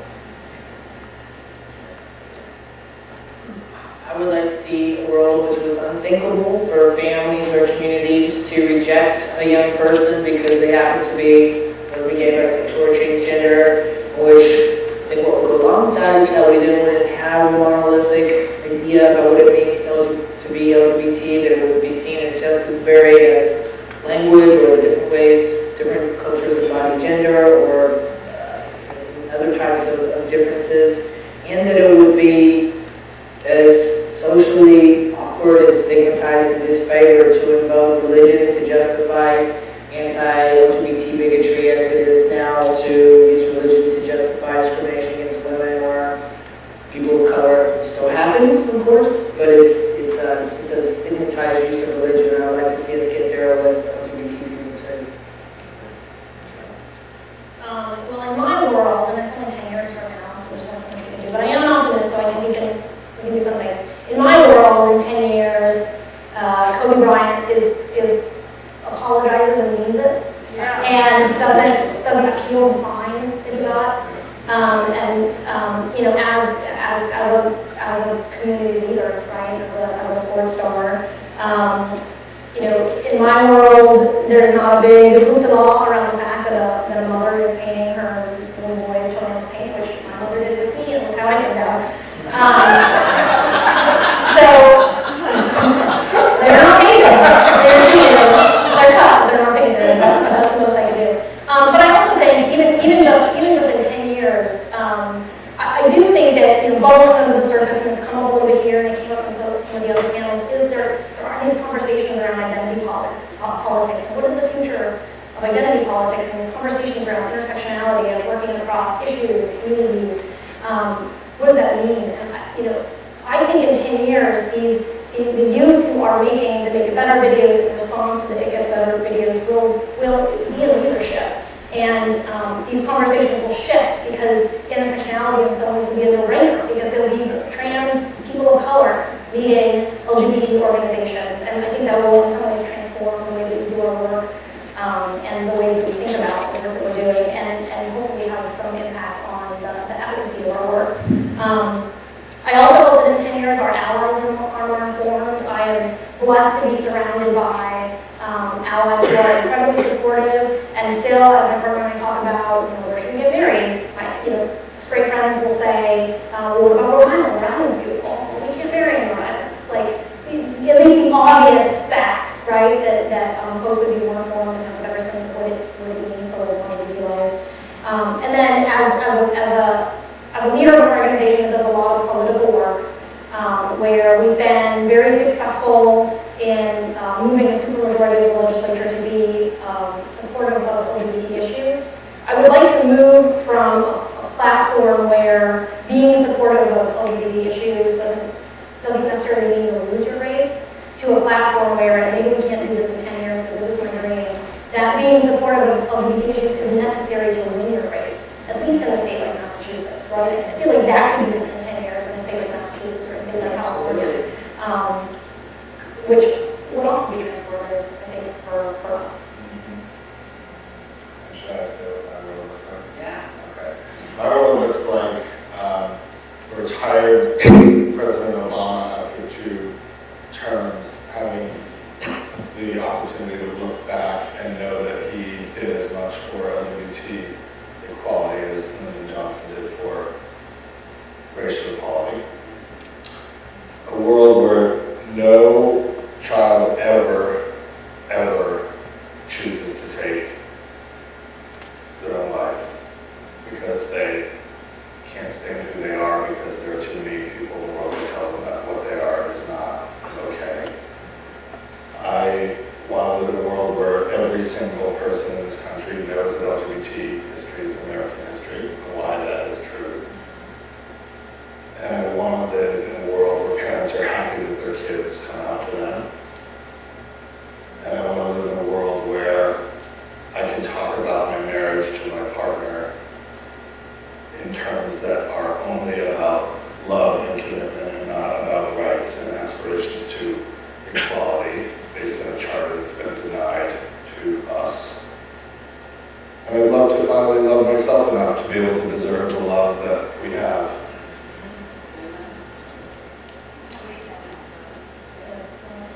Yep.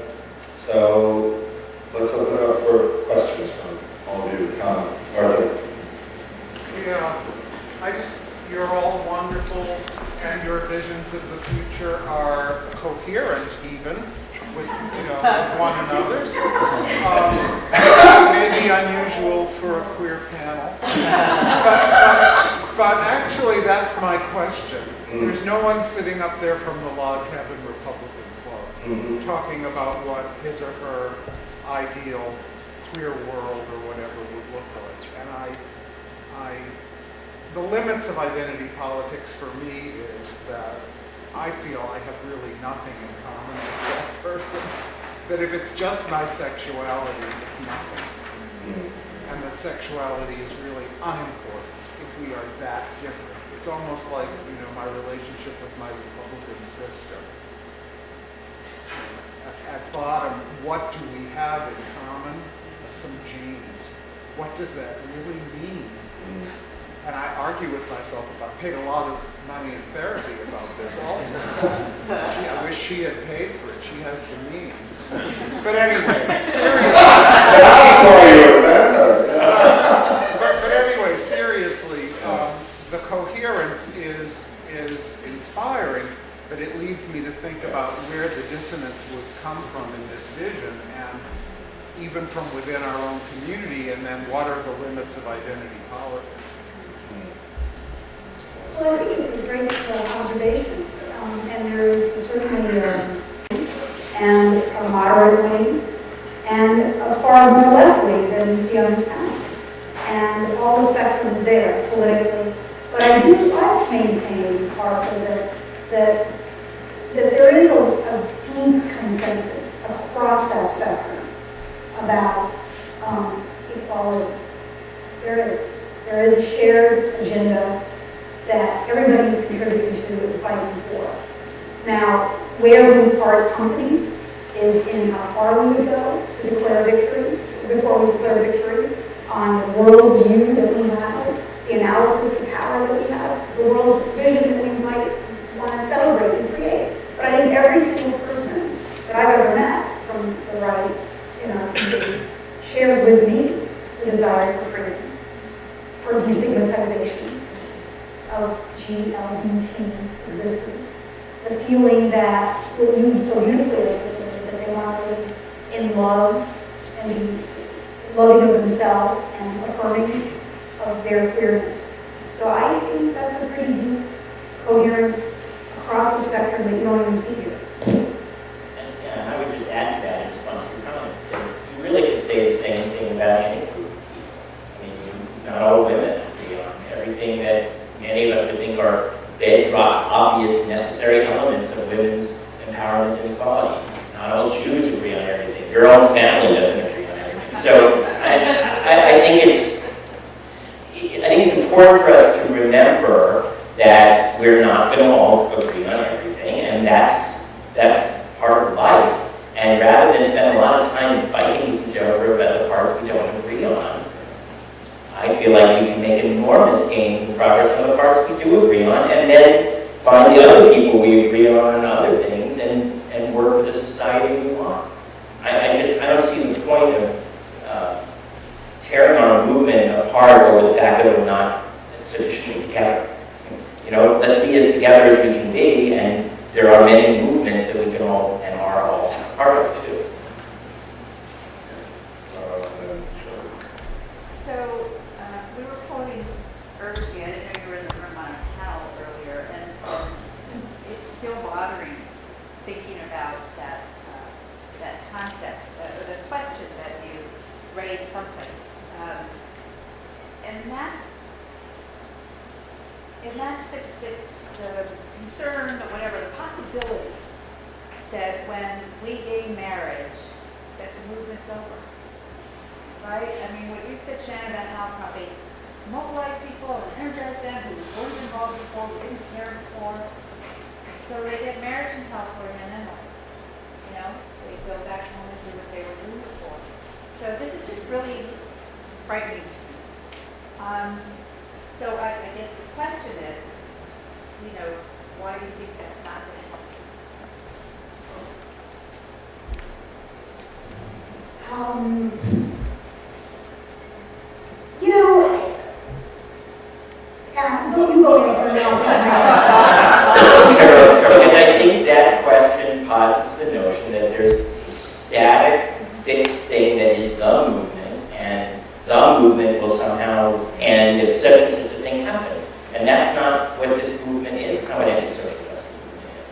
There are rivers of people. There are rivers of money. There are rivers of energy. We've already talked about young people coming up and seizing their part and bringing their own strengths and blinders and stumbles and vision and energy to this.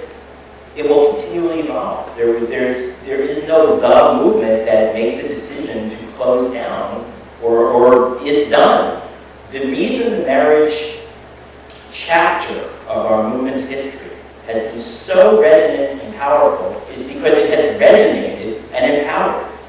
It's not, nobody got to push a button and order people to drop what they're doing over here and go and do this. It didn't work that way. It worked because people were summoned to a vision, to fix an injustice, to talk to their own psychology and their own love and their own relationships and their own vision of what the country ought to look like and the injustice they saw before it in this massively wrong state institutionalized discrimination that distinguishes the exclusion from marriage in the military from many other things. It doesn't mean the other things aren't important, but it is a defining injustice perpetrated by the government that many people, non-gay as well as gay, resonated to this and came into it and have stepped up to it and have gone on to, by the way, during this marriage chapter, win more non-discrimination laws, more gender identity protections, create more gay-straight alliances than in any other previous chapter of the movement. So I just think it is a false understanding of how movements work to think that it will happen that way. It is true some people will say, this is what I fought for, this is as far as I can go, I'm tired or I'm happy and I'm done. But that's always the case. It doesn't in any way mean that the movement is over. It will evolve and grow, and there are many people who are at the forefront of the marriage fight who have put forward a vision that has said it's not only about marriage. Marriage is important, it's an engine, it's framed, it's a way of engaging, and it's not just about marriage. Others have a more limited view or a more personal view or a more narrow view or a more immediate view, and they will come in, they will come out. But the movement is bigger than any one organization, thing, chapter, moment, or any of us. And that's a good thing. That's life. Yeah, I would just echo that. That people come in around what they care about. They come in and out, and I think, as I mentioned about allies earlier, it's different for allies than it is for actual LGBT people when they come in and when they go out, what they care about, and what creates a bridge for them. But I would say from Mass Equality's perspective, as an organization that was founded to work on marriage, everybody that came together to power the organization came together to power marriage. And the organization is now repurposed for a much broader mission, and those people are still there. And there are folks who marriage is, was their thing, and so they're not as engaged as they were. But generally speaking, the leadership of the board, the people who were the big power donors, the funders that were there, they're all still there, and they're not just there because they got invested in Mass Equality and they want to see what happens, although there's part of that too. I think they're there to see what we do next. I think there is an unanswered question for a lot of people about what is next after marriage and how you inspire people to work on other things. And for us, it's a mixed bag because there is still formal equality to be achieved in Massachusetts, and then there's that whole other layer of social equality work that needs to be done. And I think people are still energized around it, and they're still here, and they're still investing financially with their human resources, their time, their treasure.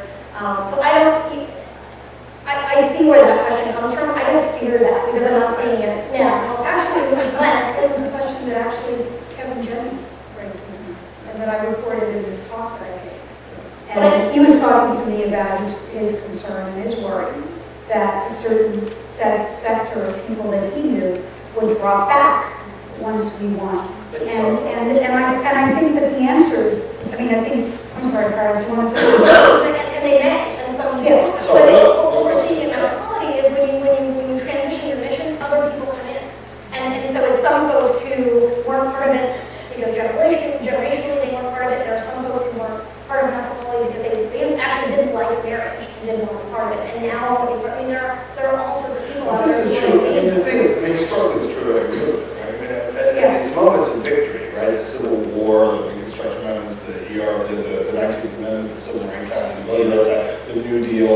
Every movement has had a moment where some significant thing that a chunk of the people the movement have been working towards gets achieved, and some folks fall out. And it's actually often at those moments where you have these new kind of political dispensations where new people enter politics because they have new rights that they never had before, or young people get energized. As the sort of formal phase of the first kind of the more moderate, if you want to call it that, phase of the civil rights movement culminated in 64 and 65. That was precisely when the whole Mississippi Freedom Summer happened. And you had this whole sort of infusion of youth energy are a whole set of other kinds of social justice issues with respect to racism and segregation in the United States. And so every movement's going to have that, and every movement's going to have an ebb and flow. Movements don't have the same level of energy and activity and resources and mobilization at every stage over time indefinitely. There's always going to be people with certain priorities and people with not. What it says, though, is that we need to have, there are parts of our movement that care about a broader set of issues, then you've got to stay mobilized. And you've got to keep moving on those agendas. I mean, I think about the women's movement in my lifetime, the achievement of formal legal equality and a greater social and cultural equality for women came about as I was coming up. You know, my mother's generation didn't have the same experience of being female that I've had, and successive generations will have. And yet, that achievement of formal legal equality has been accompanied by the persecution of poor women and the continued lack of access of women of color and the kind of criminalization of reproduction in a lot of ways that, you know, erode the rights that we won 40 years ago are being rolled back by the very well organized and persistent and creative anti-movement that is pretty much the same movement as arrayed against us. So these are lessons that history and the study of social movements is vital, because it'll teach us that, you know, even those people who think that the winning of marriage is going to mean that we won, they better pay attention, because 40 years from now it could be rolled back. It's the worst experience. And at the end of the day, 40 years from now, it could be rolled back, but, you know, 4 minutes from the moment where we get it, they're going to be mobilizing to assist and react to what has just been won, right? I mean, that's the crucial thing, is not to just sort of stand down and sort of wait. I mean, they're going to be at work immediately, right? Immediately. That's one thing we know about the right in this country, is they're nimble, and they're creative, and they are persistent, and they are nasty. And the one thing we have to take seriously about ourselves is that we really represent I'm defining it broadly, not just LGBT, but people who are pursuing social justice, racial justice, economic justice, women's equality, LGBT freedom. We represent values that are very anti-traditional. You know, they're very much against the grain of much of the way we were raised, much of the way religion raises us, much of the way the government is structured. You know, so we have to take that. I take that very seriously, and I find that an incredible opportunity, and I find that incredibly exciting. What it means to me, it's like, you know, that I always see my work as part of something that continued before me, that came before me, continues after me. And my job is to move it as far as I can in the time that I have. And, you know, we've got to take ourselves really seriously and beautifully and powerfully. Because we're really, it's all about imagination, folks, and creativity. It's not about anything else. Yeah. Charlie, Hi, thank you for a wonderful panel. My name is Shelby.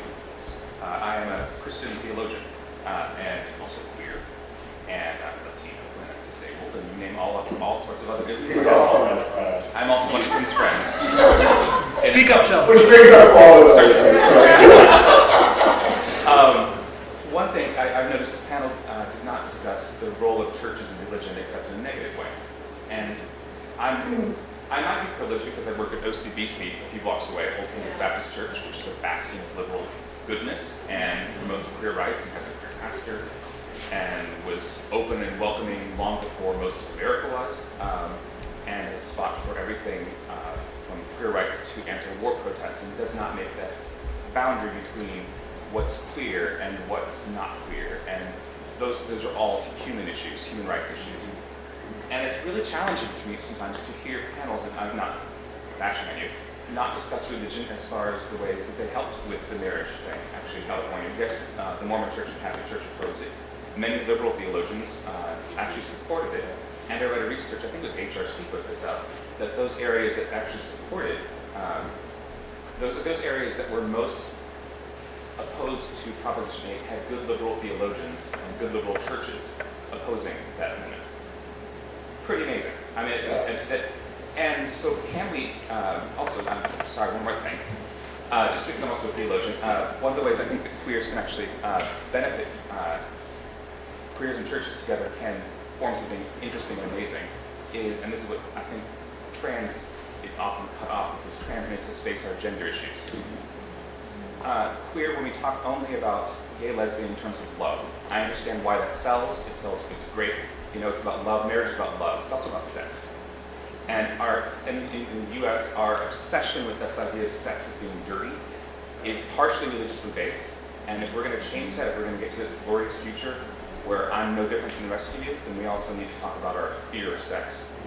And I think the queer movement often cuts it off. I think we don't want, that's the ugly, that's the trans child we're going to leave behind.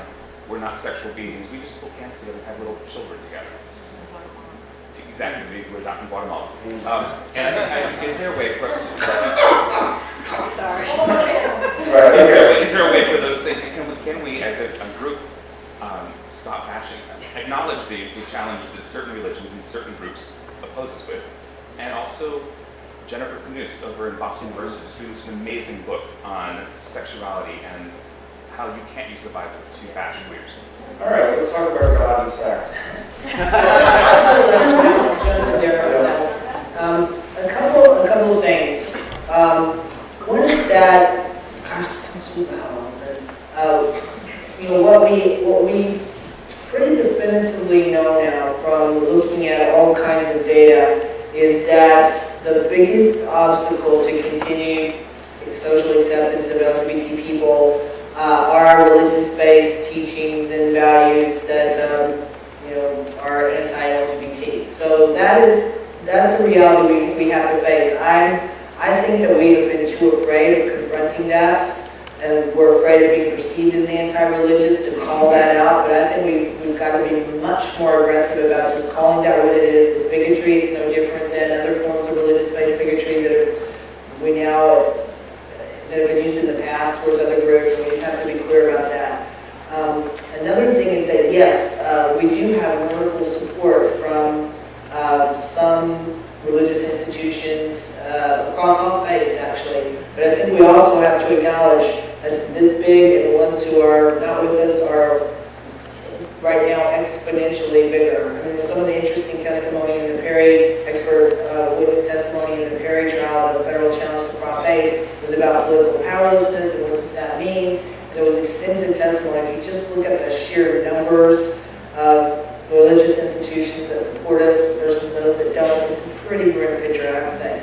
But I also want to reiterate the point I made earlier, that part of I think what's happening is with the church, the Mormon church and the Catholic church especially, being so virulently, toxically involved in the Prop 8 campaign that it really is actually having a backlash effect amongst the membership. And there's tons, I think many of the people who are, it's the institutions and leaderships of these churches. It's not the average folks who are involved in the church. And we have to, that's why, again, I think we need to reach out to them and be more direct about confronting religious-based values and teachings that are anti-gay. But last thing that I also think this model, again back to this, what is our dominant model of gay identity? It is that LGBT people are not religious. And again, that has a racially disparate impact, because just looking at sheer numbers, more people of color are likely to identify as religious. That includes LGBT people of color. Russell Robinson is a law professor at UCLA, who just wrote a great article about that. So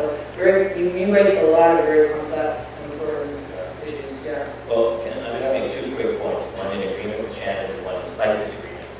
One, where I agree is the point you just made, Shannon, about the not lumping it all together in any way. So, for example, if you look at the most recent poll showing now, the third poll showing majority of Americans in support of free marriage, 53%.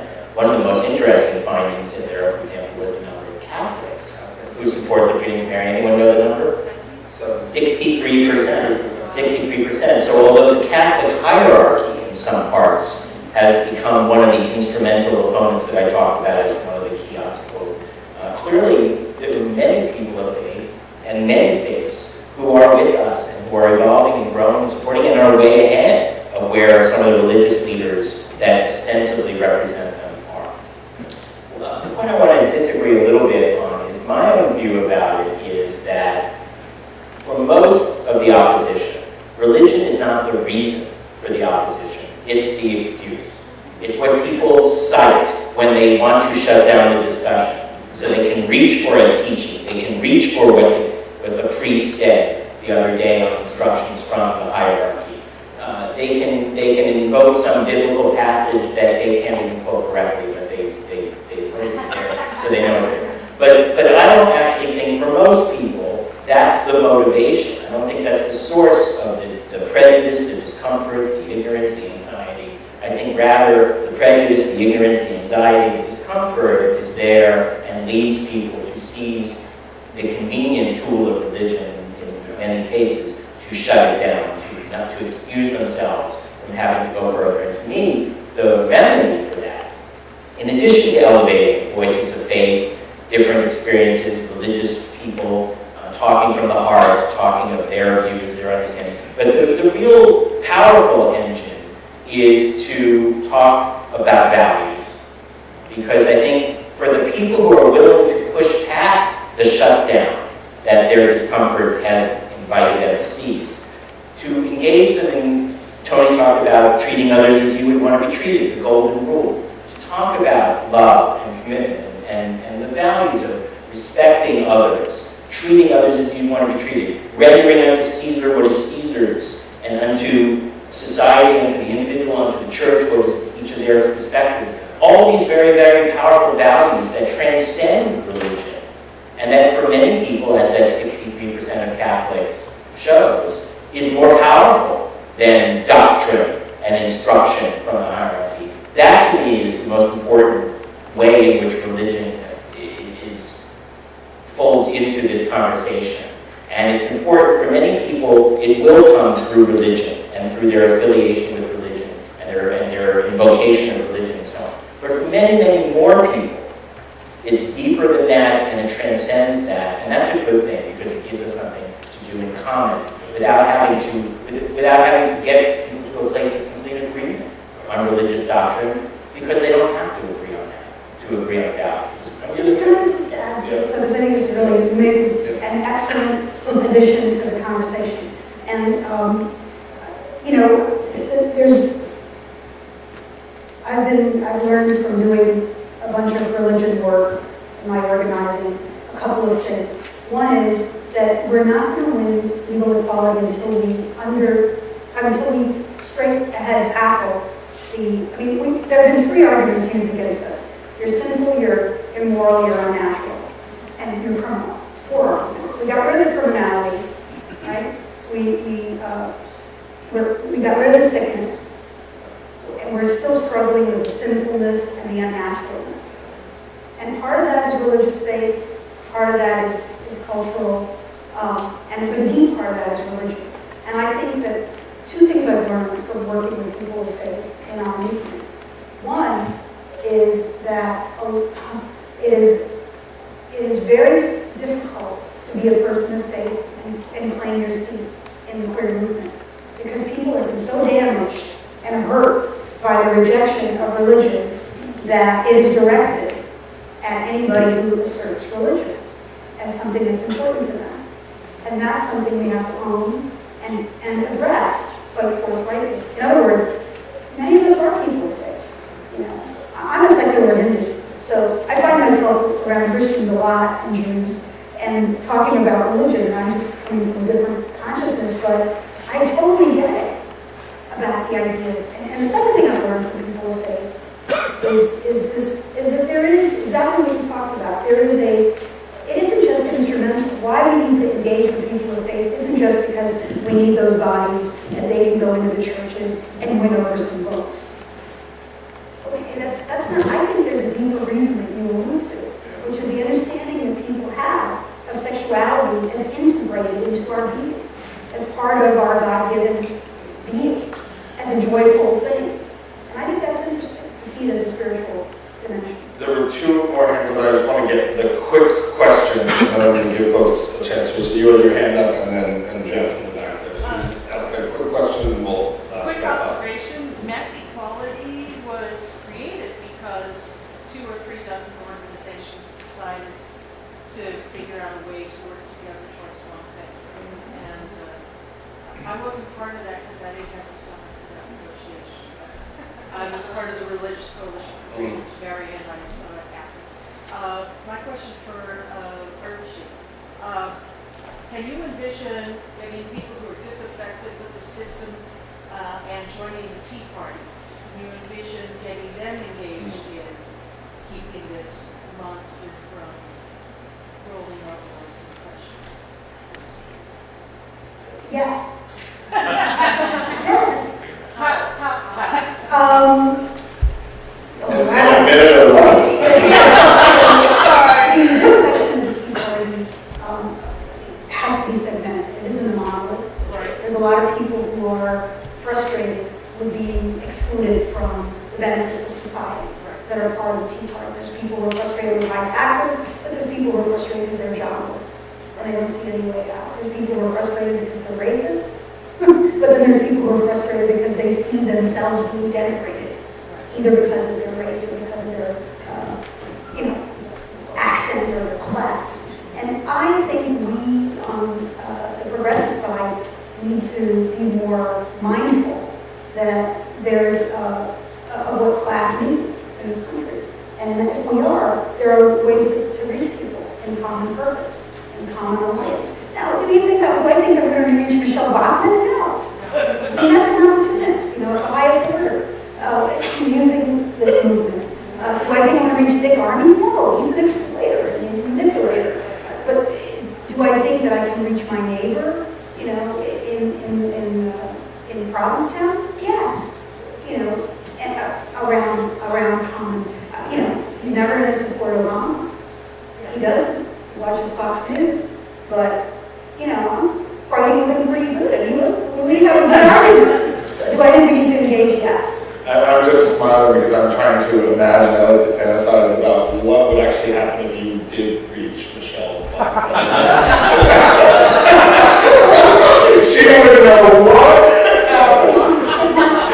Yeah, I think so, yeah. Jeff, final question. Yeah, I was called into a school, middle school, to do a training by a group of people who wanted to see a training on LGBT issues happen there. They said, listen, our principal doesn't want to see this happen, but could you please come in and do it? But he really is like kicking and screaming about this. Okay. I went in, we brought a young person who had graduated from the middle school to come back to speak to the faculty about what his experience was like there. He started by thanking the people in the audience that he had recognized, and then he said, but and he was a success story that didn't come out of this middle school. He said, but when I was here, he graduated from high school, and he just said, when I was here, these were the worst 2 years of my life. I'm sorry to say it.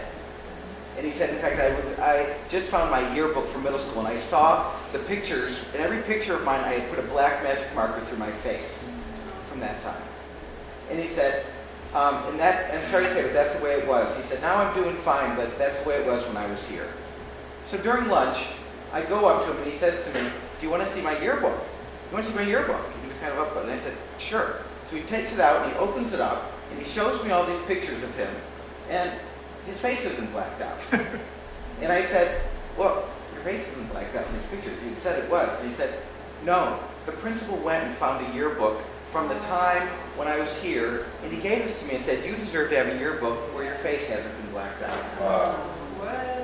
And I said, I was being a little voyeur, well, can I see the yearbook that you actually have with your face? And he said, no, I put that away. This is my yearbook, And it was such a corrective experience for me to go back. Yeah. The other piece of the story is the afternoon session, which wasn't about LGBT issues.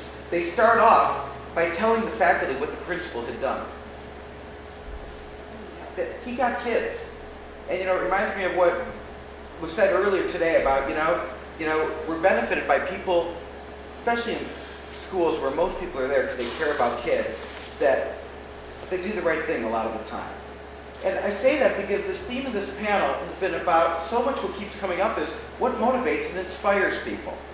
And I know I'm sort of like a dog with a bone on this, and I feel like what really motivates and inspires people is hearing the success stories, hearing what's possible. And I know Amber spoke really eloquently about the success stories she has seen around really tough, underrepresented groups, about successful efforts going on and the need for those to be shared and seen, and for people to know what's actually possible. because those stories are out there, and it's up to us to share them and make sure they're out there. And I think that a month ago there was a bullying summit at the White House, and they brought 150 key people from all around. I wasn't one of these key people who got involved, but I watched it, and I listened to what people said, what was most valuable. And you know what they said at the end of it? The key people know what they got the most from? The young people who were there speaking. And we're talking young people, high school, middle school, under 20. Anybody under 20 in this room? Glad you're here. Glad you're here. Because that's who we need to inspire us. And I know it. I do this work, and I don't walk into a room for most trainings without bringing young people with me and helping them to feel prepared and supported to speak out. And I think about my mentors who believed in me. I think of Eric Rofus when I did my first stuff in queer organizing. You know what he said to me? You're exactly the right person to be doing this. I was like, really? I was feeling so insecure, like I don't know anything about this. And I felt, hey, an adult believed in me, whom I respected. And people were saying, like what you had said, hey, we all need to feel like that we can do it, and that we're believed in the right person to do it, no matter what our age. But young people have such a critical voice, and when you talk about bullying being the next marriage, and we talk about young people's energy coming up, you know, we need them here. We need them here. We really need to make that effort to invest in the Young Leadership. And the task force does it. You know, they do it. They're creating change. They've made a commitment to doing it. And other groups have done it. It takes more work. It takes time to involve and to see in appropriate ways. But for them to be telling us their experiences and what works, what's worked for them, that's really what will inspire us to do more and give us the motivation to do the work. So I'm glad you're here, and I really appreciate their voices when they come in. We had some students, you know, speaking from the Kennedy School. I really think we need young people who we're talking about have motivated this discussion about bullying, their voices to be here, and them to be here in person for us to really be inspired and motivated. So thank you. Yeah. Okay. All right. One more. We got Hi. Good evening. Thank you very much for having this conference. My name is Sarah Tate, and I want to offer, I hope you all find this a very empowering poem. It says, "Are you greater than the sun that shines on everyone? Black, brown, yellow, red, and white. The sun does not discriminate." My organization, Rowena Inc., has been dedicated to a project for 18 years to build a landmark showcasing this poem in Children's York Park to reach the young children. So I also want to share with you a quote by Albert Einstein. He said, "You cannot solve a problem with the same consciousness that created it." So it appears to me that what we need to do is change the consciousness of the greater humanity, the greater community, to embrace everybody here in this room. And also, I think it's about educating the heart. This is about educating the heart, because we are not going to solve this problem through pure intellect. It's about the heart and the soul. And I want to just self-identify. I am a straight person, but I came here because I want to understand the challenges that this community faces. I can always tell you that I have felt left out on the outside as an Asian American woman growing up in this country. And I'll share another quote with you by Mother Teresa. And I hope you don't take it as a quote that sounds as victimization. I think it's a quote that helps us all see the depth and breadth of discrimination. And I don't think anybody would question Mother Teresa's understanding of human suffering. She said, "I have come to realize over the years that being unwanted is the worst disease that any human being can experience." So I share that quote with you, and I hope that you share it wherever you go to help people understand the depth and breadth of this issue of being unwanted, as well as the quote by Albert Einstein, and as well as the poem that I shared with you. "Are you greater than the sun that shines on everyone? Black, brown, yellow, red, and white. The sun does not discriminate." The organization behind it, volunteers, World Unity Inc., dedicated to for 18 years. So we welcome your support, and I applaud all of you for being here to help each other and to help the greater community understand what it is you're trying to help everybody understand. So thank you. Thank you very much. All right, well, wow, this has been quite a day. I will take the moderator's privilege and just do a couple things and wrap up here. We have a reception upstairs with food and drink and more community, I hope. This is an effort. It's only a day or so, but it requires an enormous amount of work to do to put something like this on, and also an enormous amount of money to put this on. So let me start with some money. People who have generously supported this. The Bonet Foundation actually gave us a seed grant for this conference and has committed to this moving forward. And so I want to thank all the folks who were on the program who agreed to come here, who were not remunerated in nearly the amount of money that they could be, and because we couldn't afford it. But you have helped create something and build something this year that I think will now move forward in a sturdier way. Thanks to the folks who are here, and also the Bonet Foundation, the Open Gate Foundation, the Harvard Gay and Lesbian Caucus, and the Kennedy School Student Government, all of whom have been very supportive of this. I also want to thank my colleagues at the Carr Center. I'm a misfit, very much so, not only in the world, but here at Harvard, very much. Some people call me the mayor of the island of misfit place at Harvard, and I like that. And the place where I've been able to set up a little shop of misfits is at the Carr Center, because it was the only center that would take me in. And I just want to say that the Carr Center is becoming a place that I think can cultivate and promote a genuinely progressive, redistributive, inclusive vision of human rights, and it's becoming that. It has not always been that, but it is becoming that under the leadership of Charlie Clemens and some of the other folks who are now there. And I thank that center for supporting this. I wanted to just ask Sarah Boucher and Tommy Sang and Laura Feldman, where are you? Where's Laura?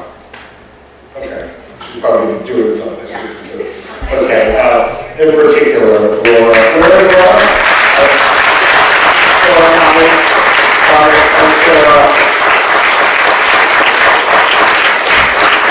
who are one of them tireless in their efforts to make this happen, including getting in here this morning before I got in here at 7:30-ish to do this. And I've been putting a lot of late nights, and I've spent many hours on the phone with hotels and navigated a lot of tricky things. And I just wanted to say that it's really an honor to work with the three of you in particular on this issue, on this conference, especially also to Sarah's partner, Vanessa, who got roped into this work today, and I appreciate that. We also have a group of other students that have been very instrumental in helping to plan this. David Dodge, Elliot Insay, Sorby Grant, who isn't here today but was very much here in spirit. Elliot Plessy-Freeman was our videographer. Imran Al-Muhammad, who's the Kennedy School Student Government President, who couldn't be here today but was helpful in planning this. Leah Stern, the folks in the Dean's College office at the Kennedy School. Studio HKS, Sodexo, Phil's Facilities, and the good folks at security who violated some protocol today to let everybody come in and out without having to do thumbprints and fingerprints. I'd just like to say two closing things. One is that this year, the Kennedy School students, Tommy and Sarah and Sorby and a bunch of them, have put together and launched the first ever LGBTQ policy journal, which I serve as the faculty advisor. The first issue of which is now available. We ran out of print copies today, but there are these little cards that you can mail in and get subscriptions. In order for this policy journal, which is the first of its kind in the country, to survive, it needs subscriptions, and it needs donations, and it needs your support, and it's worth the read. It's very, very good. And this has been a labor of love among the students, and it's something that I think can really help put these issues on the map in policy arena, and I don't want to see it fail. So please, if all of you would take a card and get a copy, give it away for the holidays. It's worth the read. And then lastly, I'd just like to say that it's a privilege to thank the students. And you talk about young people, Jeff, and I think that the thing that makes me still very hopeful is the fact that I get up every morning, get paid a living wage, privilege to be among young people all the time. It is a great blessing and a great privilege. And there's a group of students at the Kennedy School, many of whom I just named this year, who are just a critical mass of justice here in a way that a school doesn't always appreciate that. And so I just want to go on record in front of all of you at this gathering, which has been so special, the beginning of something very new here. Just go on record by saying that there is a place for students here who want to do this kind of work, who care about this work. And that this place will always, there will be a little island of misfit toys at the Carr-Ryan Center for as long as I'm here, where you can reside, where you can do this work, and now you have a bigger family of folks who are willing to do it with you. So with that, I want to finally thank these 5 folks up here who have been inspirations in my life into the movement for making the world a better place along with all of you. And now let us go break bread and have a drink and celebrate this day. Thank you.